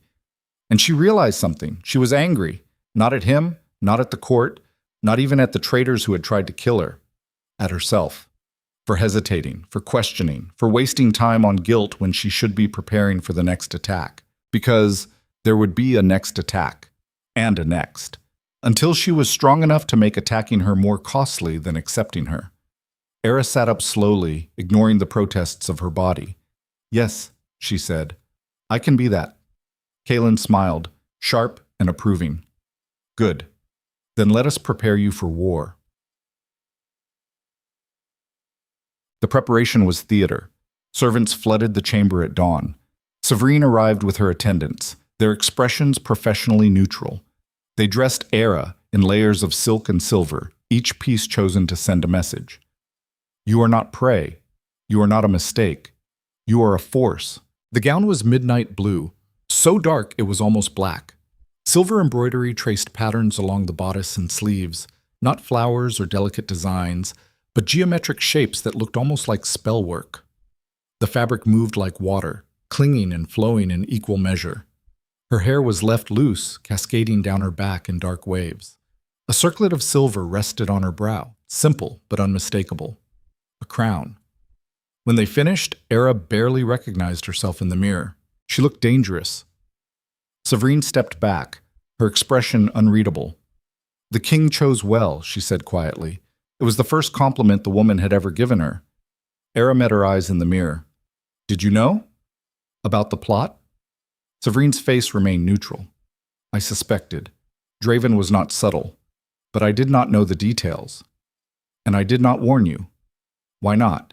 "Because," Severine said, "I needed to see if you would survive. If you could not survive one assassination attempt, you were not fit to be queen." She adjusted the fall of Era's sleeve. "You survived, and in doing so you proved your worth. That is all that matters in this place. This is the cold logic of courts. Loyalty is earned through survival. No one respects weakness, no matter how sympathetic. No one follows someone who cannot protect themselves." Severine had not warned Era because a warning would have robbed her of the chance to prove herself. Brutal, efficient, and strangely honest. Era turned to face her. "Will there be more attempts?" "Undoubtedly. You have made yourself a target, but you have also made yourself feared." "Fear buys time. Use it wisely." "How?" Severine's smile was thin. "That is not my role to teach. But if I were you, I would make sure that today's ceremony leaves no doubt in anyone's mind that you are exactly where you belong." Cheat. The ceremony was held in the grand courtyard, the same place where Kaelin had first claimed her. Thousands had gathered. The entire court, citizens from the city, soldiers in formation. All of them pressed into the vast space, their faces turned toward the dais where the ritual would take place. Era stood in an antechamber off the courtyard, her hands clenched to keep them from shaking. Through the stone walls she could hear the crowd, their voices, their anticipation. Sira stood beside her, one arm in a sling but her face set in determined lines. "You should be resting," Era said. "I will rest when you are safe," Sira replied. "I am sorry. About your daughter, about everything." Sira's expression softened fractionally. "You saved her life. When you unleashed that power, it sent ripples through every thread in the city. The king's men felt it. They found her within an hour. If you had not done what you did, she would be dead." She placed her good hand on Era's shoulder. "You did not kill for nothing. You killed to protect. Remember that." The door opened. A palace official entered and bowed. "It is time, my lady." Era took a breath, nodded. Sira stepped back, and Era walked alone into the sunlight. The crowd roared. The sound was overwhelming, a physical force that pressed against her from all sides. Era kept her expression neutral, her steps measured. She crossed the courtyard toward the dais, every eye tracking her movement. Kaelin stood at the center of the platform, dressed in black and silver, his crown gleaming in the morning light. He looked like exactly what he was, a king forged in violence and tempered by time. Era climbed the steps, took her place beside him. The crowd fell silent. A priest stepped forward, not a religious figure, but a keeper of traditions, a man whose role was to witness and formalize rather than bless. He carried a length of silver cord, woven with threads that caught the light. This is how the empire binds its rulers to their chosen, not through vows spoken to gods, but through a physical connection, a reminder that what is joined here is joined in flesh and blood, not faith. The priest began to speak, his voice carrying across the courtyard. "We gather to witness the binding of King Kaelin Virex to his chosen mate, Era Solwyn. This is no ordinary union. This is the joining of two lines, two powers, two futures." He looked at Kaelin. "Do you, Kaelin Virex, claim this woman as your equal, as your partner in rule and in battle?" "I do," Kaelin said. His voice was steady, absolute. The priest turned to Era. "Do you, Era Solwyn, accept this claim? Do you bind yourself to this man and to this empire?" Era felt the weight of thousands of eyes, felt the threads connecting her to every living thing in the courtyard, felt the enormity of what she was about to do. And she thought of the attic, of the girl who had been invisible, who had survived on scraps and silence. That girl was gone. What stood here now was something else. "I do," Era said. The priest took the silver cord and began to wrap it around their joined hands, looping it over and under in intricate patterns. "Then let it be witnessed. Let it be known. What is bound here cannot be undone by mortal hand." The cord tightened, and Era felt it. Not just the physical pressure of the fabric, but something deeper, a connection snapping into place, like a door opening between her and Kalen. She could feel him, not just sense him through the threads, but feel him, his thoughts, his emotions, his very essence. It was overwhelming, intimate beyond anything she had imagined. And then she realized he could feel her too. Kalen's eyes widened fractionally, the first sign of surprise she had ever seen from him. The priest stepped back. "It is done." The crowd erupted again, cheers and shouts and the clash of weapons against shields and salute. Kalen and Era stood bound together, their hands wrapped in silver, their minds suddenly, terrifyingly open to each other. And in that openness, Era felt something she had not expected. Fear. Kalen was afraid, not of her, not of the crowd, or the empire, or any external threat. He was afraid of what he felt for her. This man who had ruled for 2 decades through sheer will and calculated violence was afraid of the emotions flooding through the bond. Emotions he had spent his life suppressing, denying. Love.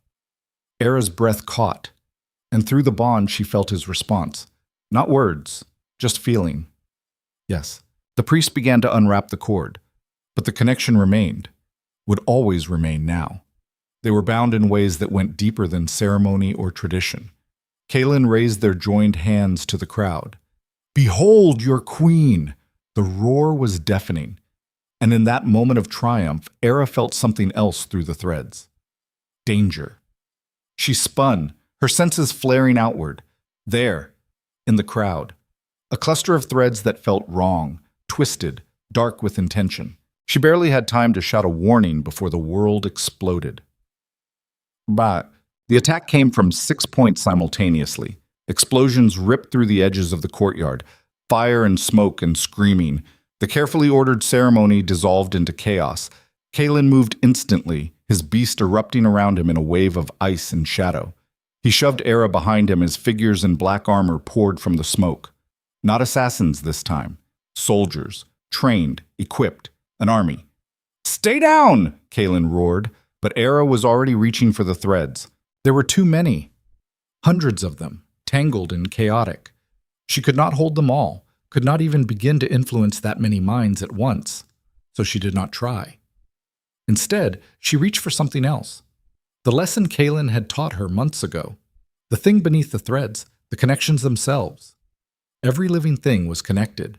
Every person in the courtyard was bound to every other person through invisible lines of emotion and energy and shared existence. Era grabbed those connections and pulled. The effect was immediate and catastrophic. The attacking soldiers stumbled, their formation breaking. Confusion rippled through their ranks. They could not understand why their brothers suddenly felt like enemies, why their certainty evaporated, why their will to fight crumbled. But it was not enough. More soldiers poured in, and these ones were different. Their threads felt muted, protected. Someone had learned from the garden, had found a way to shield their soldiers from her influence. Kalen saw it too. "They have adapted," he snarled. "Fall back!" His guards formed a circle around the dais, shields raised. Steel clashed against steel, blood sprayed. Era felt panic rising. She had power, but it was not enough. Not against this.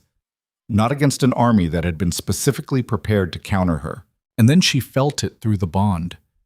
Kalen's thoughts, clear and sharp and desperate. He was planning to sacrifice himself, to draw the attack, to give her time to escape. "No," she said aloud. Through the bond, she felt his response. Not words, just certainty. "I will not lose you." And Era understood. This was what he had been afraid of. Not death, not defeat, but caring enough about someone that their survival mattered more than his own. Love made you weak, made you vulnerable, made you willing to throw away everything you had built for one person. And Kalen had sworn he would never let that happen. But it had happened anyway. Era grabbed his arm, forcing him to look at her. "We stand together or we fall together. Those are the only options." Kalen's jaw tightened. "You do not understand what you are asking." "Yes," Era said, "I do." She turned back to the chaos, to the soldiers pouring through the smoke, to the civilians trapped in the courtyard, screaming and dying. And she made a choice. This is the moment that defines everything that comes after, the moment when you decide what kind of person you are going to be. Not in theory, not in comfort, but in fire and blood and impossible odds. Era Solwyn had been raised to be invisible, to survive by not being seen. But invisibility would not save anyone now. She stepped forward, away from Kaylin's protection, and reached for every thread in the courtyard. Not to control, not to influence, to connect. She poured everything she had into those connections, every ounce of power, every shred of will. She did not try to dominate or command. She simply showed them what she felt: fear for the innocents, rage at the attackers, determination to protect, and beneath it all, something deeper, something that transcended words. The certainty that they were all connected, all part of something larger, and that what hurt one hurt all. The threads blazed with light, and the courtyard went silent. Everyone, soldier and civilian, attacker and defender, froze. United for one impossible moment in shared feeling. Era could not hold it. The strain was too much. She felt something inside her begin to crack, to splinter under the weight of connecting so many minds. But it was enough. Kaylin moved. His beast fully manifested, a creature of nightmare and legend. It swept through the attacking soldiers like a scythe through wheat. Those who were not cut down fled, their formation shattered, their will broken. The battle ended as quickly as it had begun. Era collapsed. Kaylin caught her before she hit the ground, his face stark with fear. She could barely see him, could barely breathe. The power had burned through her like acid, leaving her hollow. But through the bond, she felt his emotions clearly. Terror, rage, and something else. Pride. "You magnificent fool," he whispered. "You could have died." Era managed a weak smile. "But I did not." Around them, the courtyard was a disaster. Bodies, blood, smoke still rising from the explosions. But they were alive.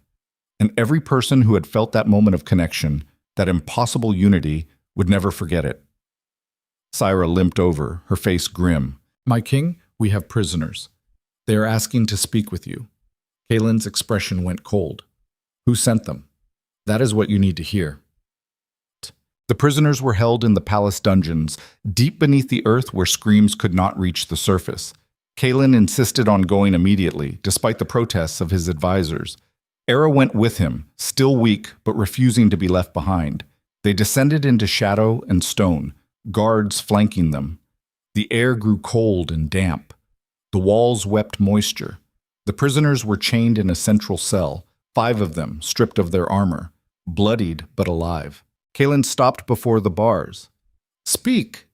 The oldest of them, a man with gray in his beard and hate in his eyes, spat blood. "We serve the true heirs of this empire, the bloodlines you have betrayed with your mongrel choice." "Careful," Kaylin said softly. "I am not known for my patience." The man laughed bitterly. "You think we fear death? We are already dead. The moment you chose that creature, you signed our death warrants, and yours."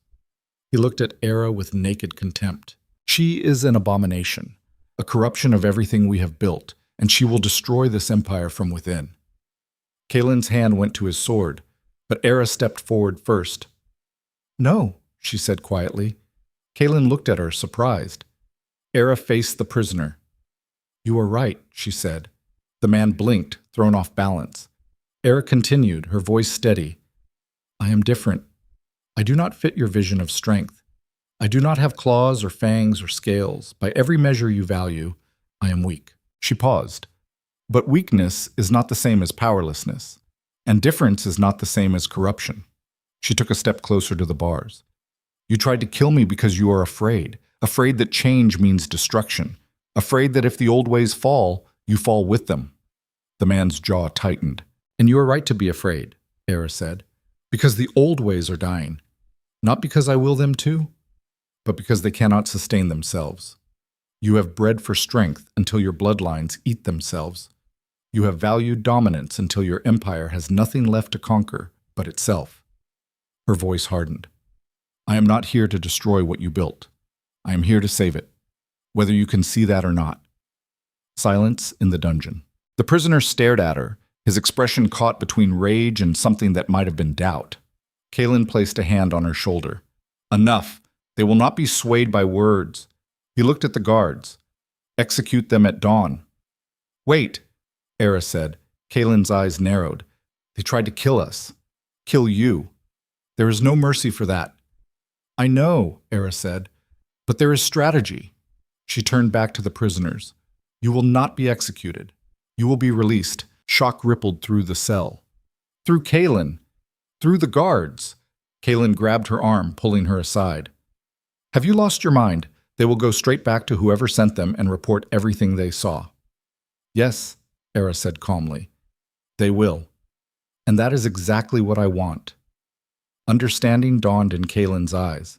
This is the gambit at the center of all true power, making your enemies serve your purpose without them realizing it. If the prisoners died, they became martyrs. If they were tortured, they became symbols of oppression. But if they were released, they became something far more useful. Witnesses. Era looked back at the prisoners. You came here to kill me. You failed. You saw me connect every mind in that courtyard, saw me stop your attack without raising a weapon, saw me survive what should have killed me. She paused. Go back to whoever sent you. Tell them what you saw. Tell them what I can do. And tell them this. I do not want war. But if they bring it to my door again, I will end it, permanently. The prisoner's face went pale. Kalen studied her for a long moment. Then he nodded to the guards. Release them. Give them supplies. Escort them to the border. The guards hesitated, then obeyed. As the prisoners were led away, Kalen pulled Era close. That was dangerous. Era leaned into him, exhausted. Everything about this is dangerous, true, but you are learning. Through their bond, she felt his approval, his pride, his fear. She looked up at him. What happens now? Kalen's expression was grim. Now we wait. The prisoners will report back. Their masters will know what you can do. And they will make a choice, accept you or prepare for war. And if they choose war, then, Kalen said quietly, we burn them all to ash. He looked down at her, his eyes cold. Welcome to the throne, my queen. This is where the real battle begins.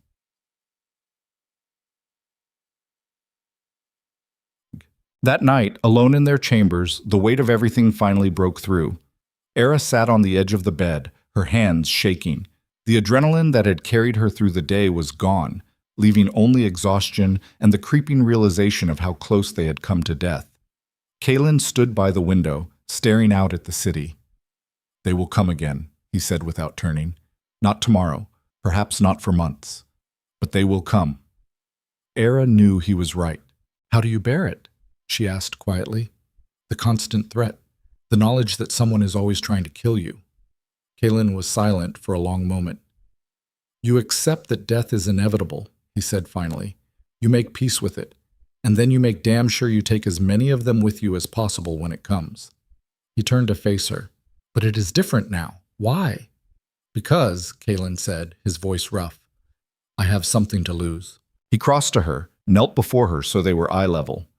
I built this empire on the principle that caring was weakness, that attachments made you vulnerable, that to rule effectively, you had to be willing to sacrifice anything. His hand cupped her face. And then I met you, and everything I believed became a lie. Era's breath caught. Through the bond, she felt what he could not say, the depth of what he felt, the terror of it, the beauty. Kalen's thumb traced her cheekbone. You are my weakness, he whispered. My vulnerability. The one thing that could destroy me. He leaned forward, his forehead resting against hers. And I do not care. I would burn this empire to the ground before I let anything happen to you. Era's hands came up to frame his face. Then we are both fools, she said softly, because I feel the same. They stayed like that for a long moment. Two people who had found something neither had expected in a world built for cruelty. And outside, in the darkness beyond the palace walls, enemies gathered, plans formed, armies mobilized. The real war was coming. And when it arrived, it would test everything they had become, everything they were willing to sacrifice, everything they were willing to become. But for now, in this moment, they had each other. And that would have to be enough. The war came 3 months later, not with fanfare or declaration.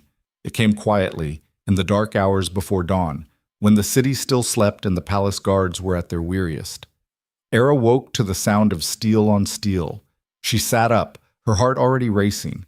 Beside her, Kaelin was already moving, pulling on armor with practiced efficiency. "How many?" she asked. Through the bond, she felt his grim assessment. "Thousands. They have been planning this since the ceremony." He turned to her, his face hard. "Stay here.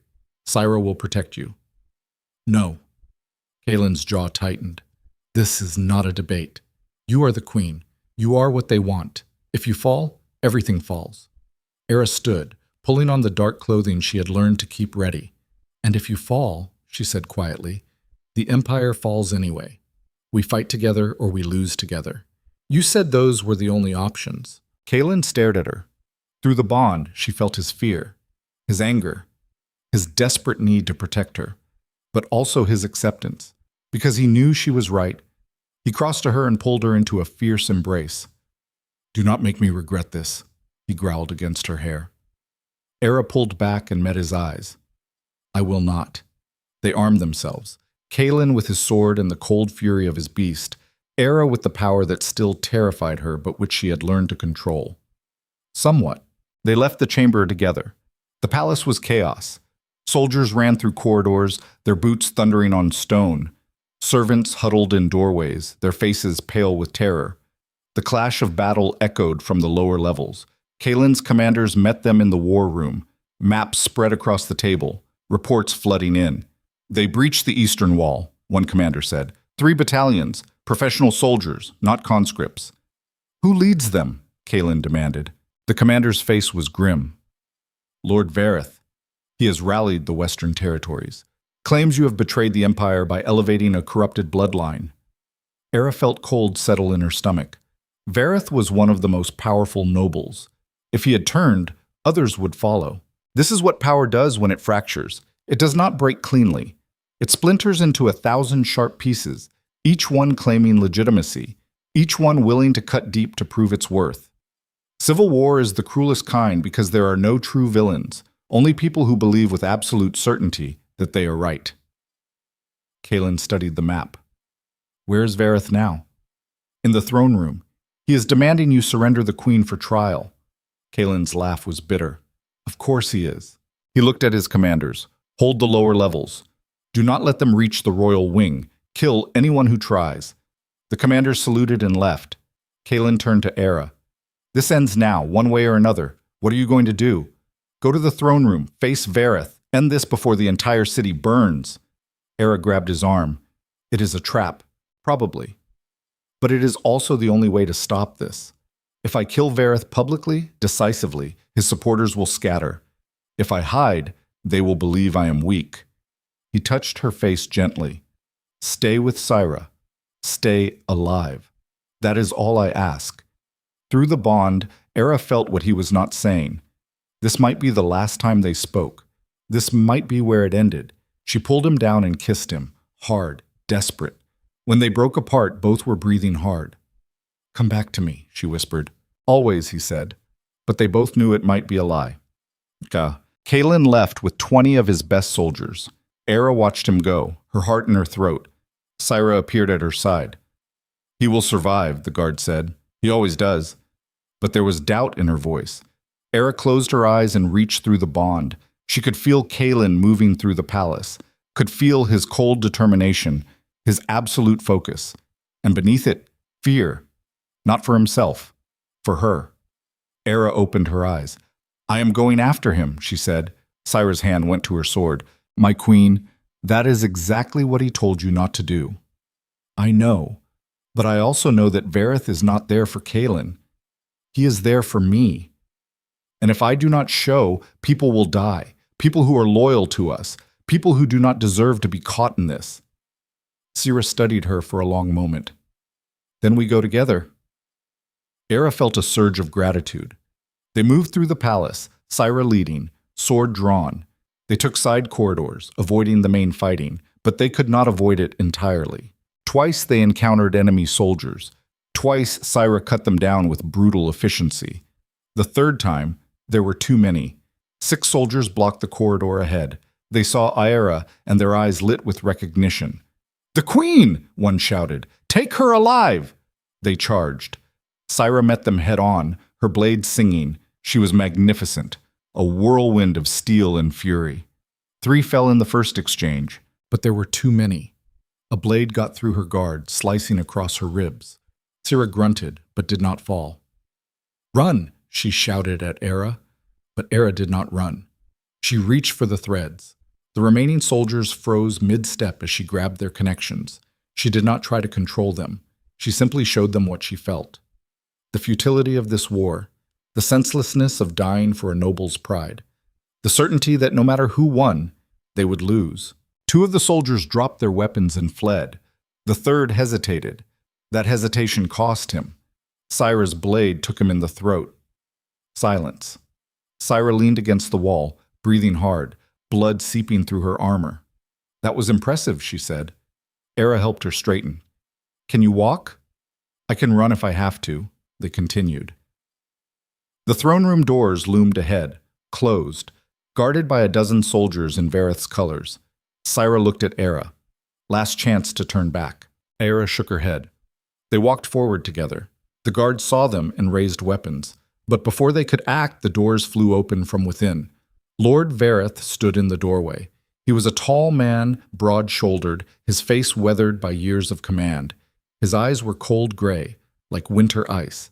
He looked at Era and smiled. The corrupted queen herself. "How convenient." He gestured. "Bring her." The guards moved to obey. Syra raised her sword, but Era placed a hand on her arm. "No," she said quietly. She walked forward willingly. Vareth's eyes narrowed, suspicious, but he stepped aside and let her enter. The throne room was filled with people, Vareth's soldiers, a dozen nobles who had sided with him, and at the center, chained and bleeding, was Kaelin. Era's heart stopped. Kaelin looked up, his face a mask of fury and despair. "Run," he growled, but Era could not move, could not breathe.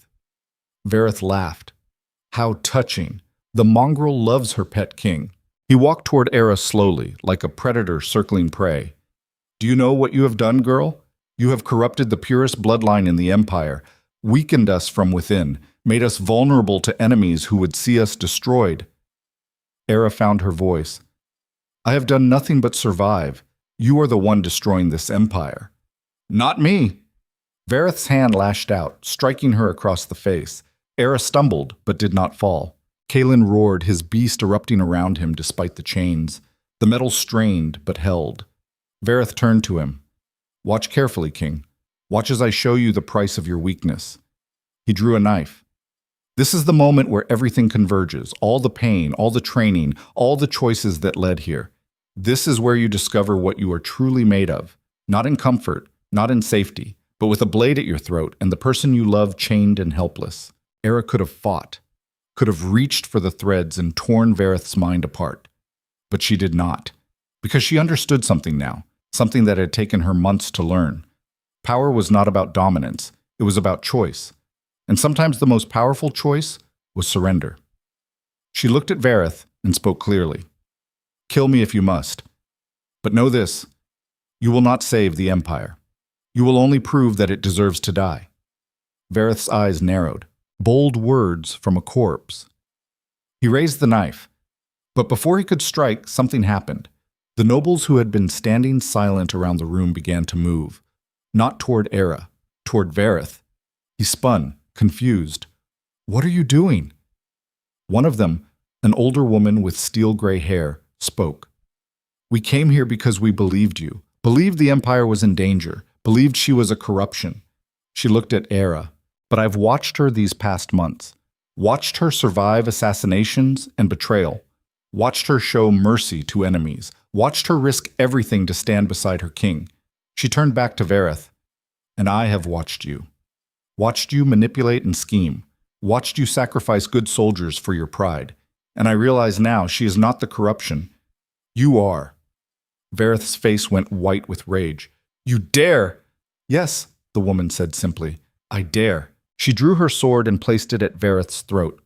"Surrender, now, or I will end this myself." For a moment, Vareth stood frozen. Then his shoulders slumped. The knife fell from his hand, and just like that, it was over. The soldiers who had been loyal to Vareth threw down their weapons. The chains holding Kalen were removed. He surged to his feet, his beast still crackling around him. He crossed to Era and pulled her into his arms, his hands shaking. "You foolish, magnificent woman," he whispered. Through the bond, Era felt what he could not say. The terror, the relief, the overwhelming love. She pulled back and looked at him. "It is over." Kalen looked at Vareth, now surrounded by hostile swords. "Not yet," he said. They held the trial in the throne room 3 days later. The city had calmed. Vareth's supporters had either fled or surrendered. The fighting had stopped, but the damage remained. Hundreds dead. Sections of the city burned. Trust shattered. Vareth stood in chains before the throne, his face impassive. Kalen sat on the throne, Era at his right hand. The court assembled around them. "Lord Vareth," Kalen said, "you are accused of treason, of waging war against your rightful king, of attempting to murder the queen. How do you answer these charges?" Vareth lifted his chin. "I answer that I did what I believed necessary. You betrayed everything this empire stands for. I sought to correct that mistake." "By killing innocent people?" Era asked quietly. Vareth's eyes cut to her. "There are no innocents in war, only casualties. And you decided who those casualties would be? Someone had to." Era stood and walked down from the dais. She crossed to Vareth until they were face to face. "You are right about one thing," she said. "Someone did have to decide.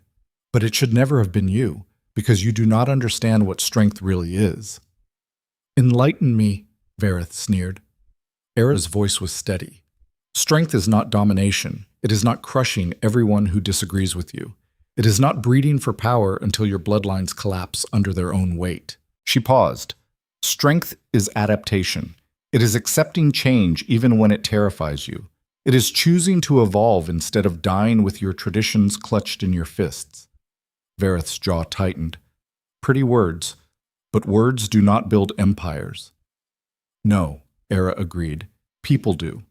People who are willing to see beyond their fear, beyond their pride, beyond the comfortable lie that things can stay the same forever." She turned to address the assembled court. "This empire is dying. Not because of me, not because of the Moonbound, but because it has spent centuries valuing only one kind of strength. And that strength is no longer enough." She looked back at Vareth. "You could have been part of the solution. You could have helped build something new, something better, but instead you chose violence. You chose to tear down rather than build up." She stepped back, "And that is why you lost." The court was silent. Kalen stood. "Lord Vareth, you are guilty of treason. The sentence is death." He paused. "But I will offer you a choice, exile or execution. Choose." Vareth's eyes widened. He had clearly expected no mercy. "Why?" he asked. "Because," Kalen said, "the queen believes in second chances, and I believe in her." He looked at Vareth. "So choose. Leave the empire and never return, or die here, now, and become a footnote in history." Vareth stared at him, then at Era. She met his gaze steadily, and in her eyes, Vareth saw something he had not expected. Not triumph, not contempt, understanding. She knew what it was to be cast out, to be called corrupted, to be told she did not belong, and she was offering him the same mercy she had never received. Vareth's shoulders sagged. "Exile," he whispered. Kalen nodded. "Then go, and do not return." The guards removed Vareth's chains and led him away. As he passed Era, he stopped. "You are stronger than I believed," he said quietly. "Perhaps strong enough to save this empire. Perhaps not." He met her eyes. "But I hope you succeed, because if you fail, there will be nothing left to save." Then he was gone. 8. The months that followed were not easy. Rebuilding took time. Trust, once broken, was slow to mend. There were still nobles who resented Era, still whispers that she was a corruption. But there were also changes. Families who had hidden their moonbound children began to bring them forward. Not many, but enough that Era knew she was not alone. She began to teach them, to help them understand their power, to show them they were not defects, but something rare and necessary. And slowly, the empire began to shift. Not dramatically, not overnight, but in small, incremental ways that accumulated into something significant. Kalen ruled with the same strategic brilliance he always had. But now there was something else in his judgments, a willingness to consider alternatives, to value voices that had previously been silenced. The iron fist remained, but it was tempered now with something else: wisdom, compassion, balance. One evening, 6 months after Vareth's exile, Aera stood on the balcony of their chambers, looking out over the city. The sun was setting, painting the sky in shades of amber and rose. Below, the city hummed with life. Merchants closing their shops, families gathering for evening meals, children playing in the streets. Normal, peaceful, alive. Kalen joined her, wrapping his arms around her from behind. "What are you thinking?" he asked. Aera leaned back against him. "That we survived." "We did more than survive," Kalen said. "We changed things." "Did we?" "Yes." He turned her to face him. "Look at what we built. A court that values more than brute strength, an empire that is learning to adapt, a future that does not depend on domination alone." He touched her face gently. "You did that. You, who they called a defect, who they locked in an attic and tried to forget. You changed the world." Aera felt tears sting her eyes. "We changed it," she corrected. "Together." Kalen smiled. "Together." Through this bond, Aera felt everything he could not say. The depth of his love, the fierce pride, the certainty that choosing her had been the best decision he had ever made, and she felt her own emotions mirror his. This man who had ruled through fear had learned to rule through something else, had learned that true power came not from never bending, but from knowing when to stand firm and when to yield. That the strongest foundations were not rigid, but flexible, not made of stone alone, but of stone and water, earth and air, all the elements working in harmony. Kalen pulled her close, and they stood together as darkness fell over the empire. And in that darkness, Aera thought about the girl she had been, the one who had survived on scraps and silence, who had believed she was nothing. That girl was gone, but she had not been destroyed. She had been transformed. All the pain and isolation and fear had become the foundation for something stronger. Because here's the truth that no one tells you about survival. It is not the absence of suffering. It is the choice to become something greater than what tried to break you. Aera had been broken 1,000 times, in the attic, in the court, in battles she never asked for. But each time she had chosen to rebuild. Not as she was, but as something new, something stronger. And in doing so, she had proven that power was not given. It was not inherited. It was not something you were born with. It was something you created, day by day, choice by choice, scar by scar. Kalen's voice broke through her thoughts. "Do you regret it? Any of it?" Aera considered the question. The pain, the fear, the deaths, the weight of responsibility that would never fully lift. "No," she said finally. "I do not regret it." She looked up at him. "Because it led me here. To you. To this. And I would walk through fire 1,000 times if it meant standing here now." Kalen's eyes softened. "As would I." They stood in silence as the stars emerged overhead. And for the first time since this began, Aera felt something she had not allowed herself to feel. Peace. Not the peace of safety. Not the peace of knowing there would be no more battles. But the peace of acceptance. Of knowing she had become exactly who she needed to be. That the journey, however brutal, had been necessary. And that whatever came next, she was ready. Done. The final scene came a year later. The palace gardens had been restored, more beautiful than before. Flowers bloomed in riotous color, trees provided shade, water trickled over stones. Aera walked the paths alone, enjoying a rare moment of solitude. She stopped by the fountain where she had nearly died from poison. It seemed like a lifetime ago. In many ways, it was. A sound behind her. Aera turned.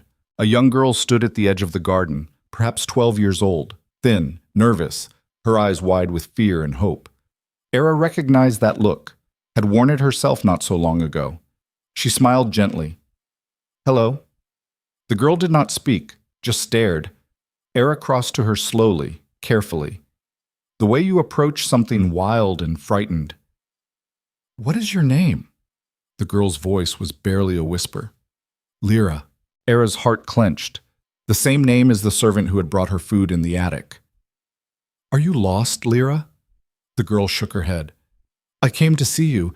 They said you were like me, that you did not have a beast. Era knelt so they were eye level. That is true. I do not. The girl's eyes filled with tears. My family is ashamed of me. They say I am broken, that I will never be strong. Era reached out and took the girl's hand. You are not broken. You are different, and different is not the same as weak. How do you know? Because, Era said gently, I was you, locked away, called a defect, told I would never be anything. She squeezed the girl's hand. But they were wrong, and they are wrong about you too. The girl looked at her with desperate hope. Can you teach me to be strong like you? Era smiled. I can teach you to be strong like yourself, which is the only strength that matters. She stood and offered her hand. Come, let me show you something. She led Lyra to a quiet corner of the garden. They sat on a bench beneath a flowering tree. Close your eyes, Era instructed. Breathe, feel the world around you. Lyra obeyed. Era reached out with her senses, gently touching the threads that connected them. And there, faint but unmistakable, she felt it. The moon-bound signature, dormant but present. This girl had the power. She just did not know it yet. Era began to teach her, slowly, patiently, the way she wished someone had taught her. And as she did, she realized something. This was her purpose. Not just to survive, not just to rule, but to ensure that no child ever felt as alone as she had felt, that no moonbound ever believed they were broken, to build a world where difference was valued, where strength took many forms, where power was measured not by domination but by harmony. It would take time, perhaps generations, but it had begun, and that was enough. Years passed. The empire evolved, not without struggle, not without setbacks, but it evolved. Era and Kaelin ruled together, a partnership that redefined what strength meant. They had children, 3 of them. 2 bore their father's beast, 1 bore her mother's gift. All were loved equally. The court changed, slowly at first, then faster as the old generation died and new leaders emerged. Leaders who had grown up seeing a moonbound queen, who understood that power came in many forms. There were still conflicts, still battles to fight, but the empire no longer tore itself apart from within. It had learned to bend instead of break, to adapt instead of fracture. And at the heart of it all was the girl who had started in an attic, who had been told she was nothing, who had proven them all wrong. One evening, decades later, Era stood again on the balcony overlooking the city. She was older now. Gray threaded through her dark hair, lines etched her face, but her eyes were still sharp, still fierce. Kaelin joined her, his own hair fully silver now, his face weathered by time. They had ruled together for 30 years, had built something that would outlast them. Do you ever think about the beginning? Kaelin asked. About the day I chose you? Era smiled. Every day. Do you think I was insane? Absolutely. Kaelin laughed. I probably was. He pulled her close. But it was the best madness I ever embraced. Through the bond, still strong after all these years, Era felt his contentment, his peace, his absolute certainty that despite everything, every hardship and battle and sacrifice, it had been worth it. And she felt the same. Because here's the final truth about power, about survival, about becoming. It is not about the destination. It is about who you become along the way. Era had been a girl locked in an attic, invisible, forgotten. She had become a queen who changed an empire. But more than that, she had become herself, fully, completely, without apology. And in doing so, she had proven that the greatest power of all is not the power to dominate. It is the power to transform, to take everything that tried to break you and forge it into something beautiful, to turn pain into purpose, fear into strength, isolation into connection. That is the lesson she would leave behind, not written in stone or spoken in speeches, but lived, every day, in every choice. And as the sun set over the empire she had helped reshape, Era Solwyn, once a defect, once a mistake, once a girl who should never have existed, smiled, because she had not just survived, She had become exactly who she was always meant to be, and that was more than enough. It was everything.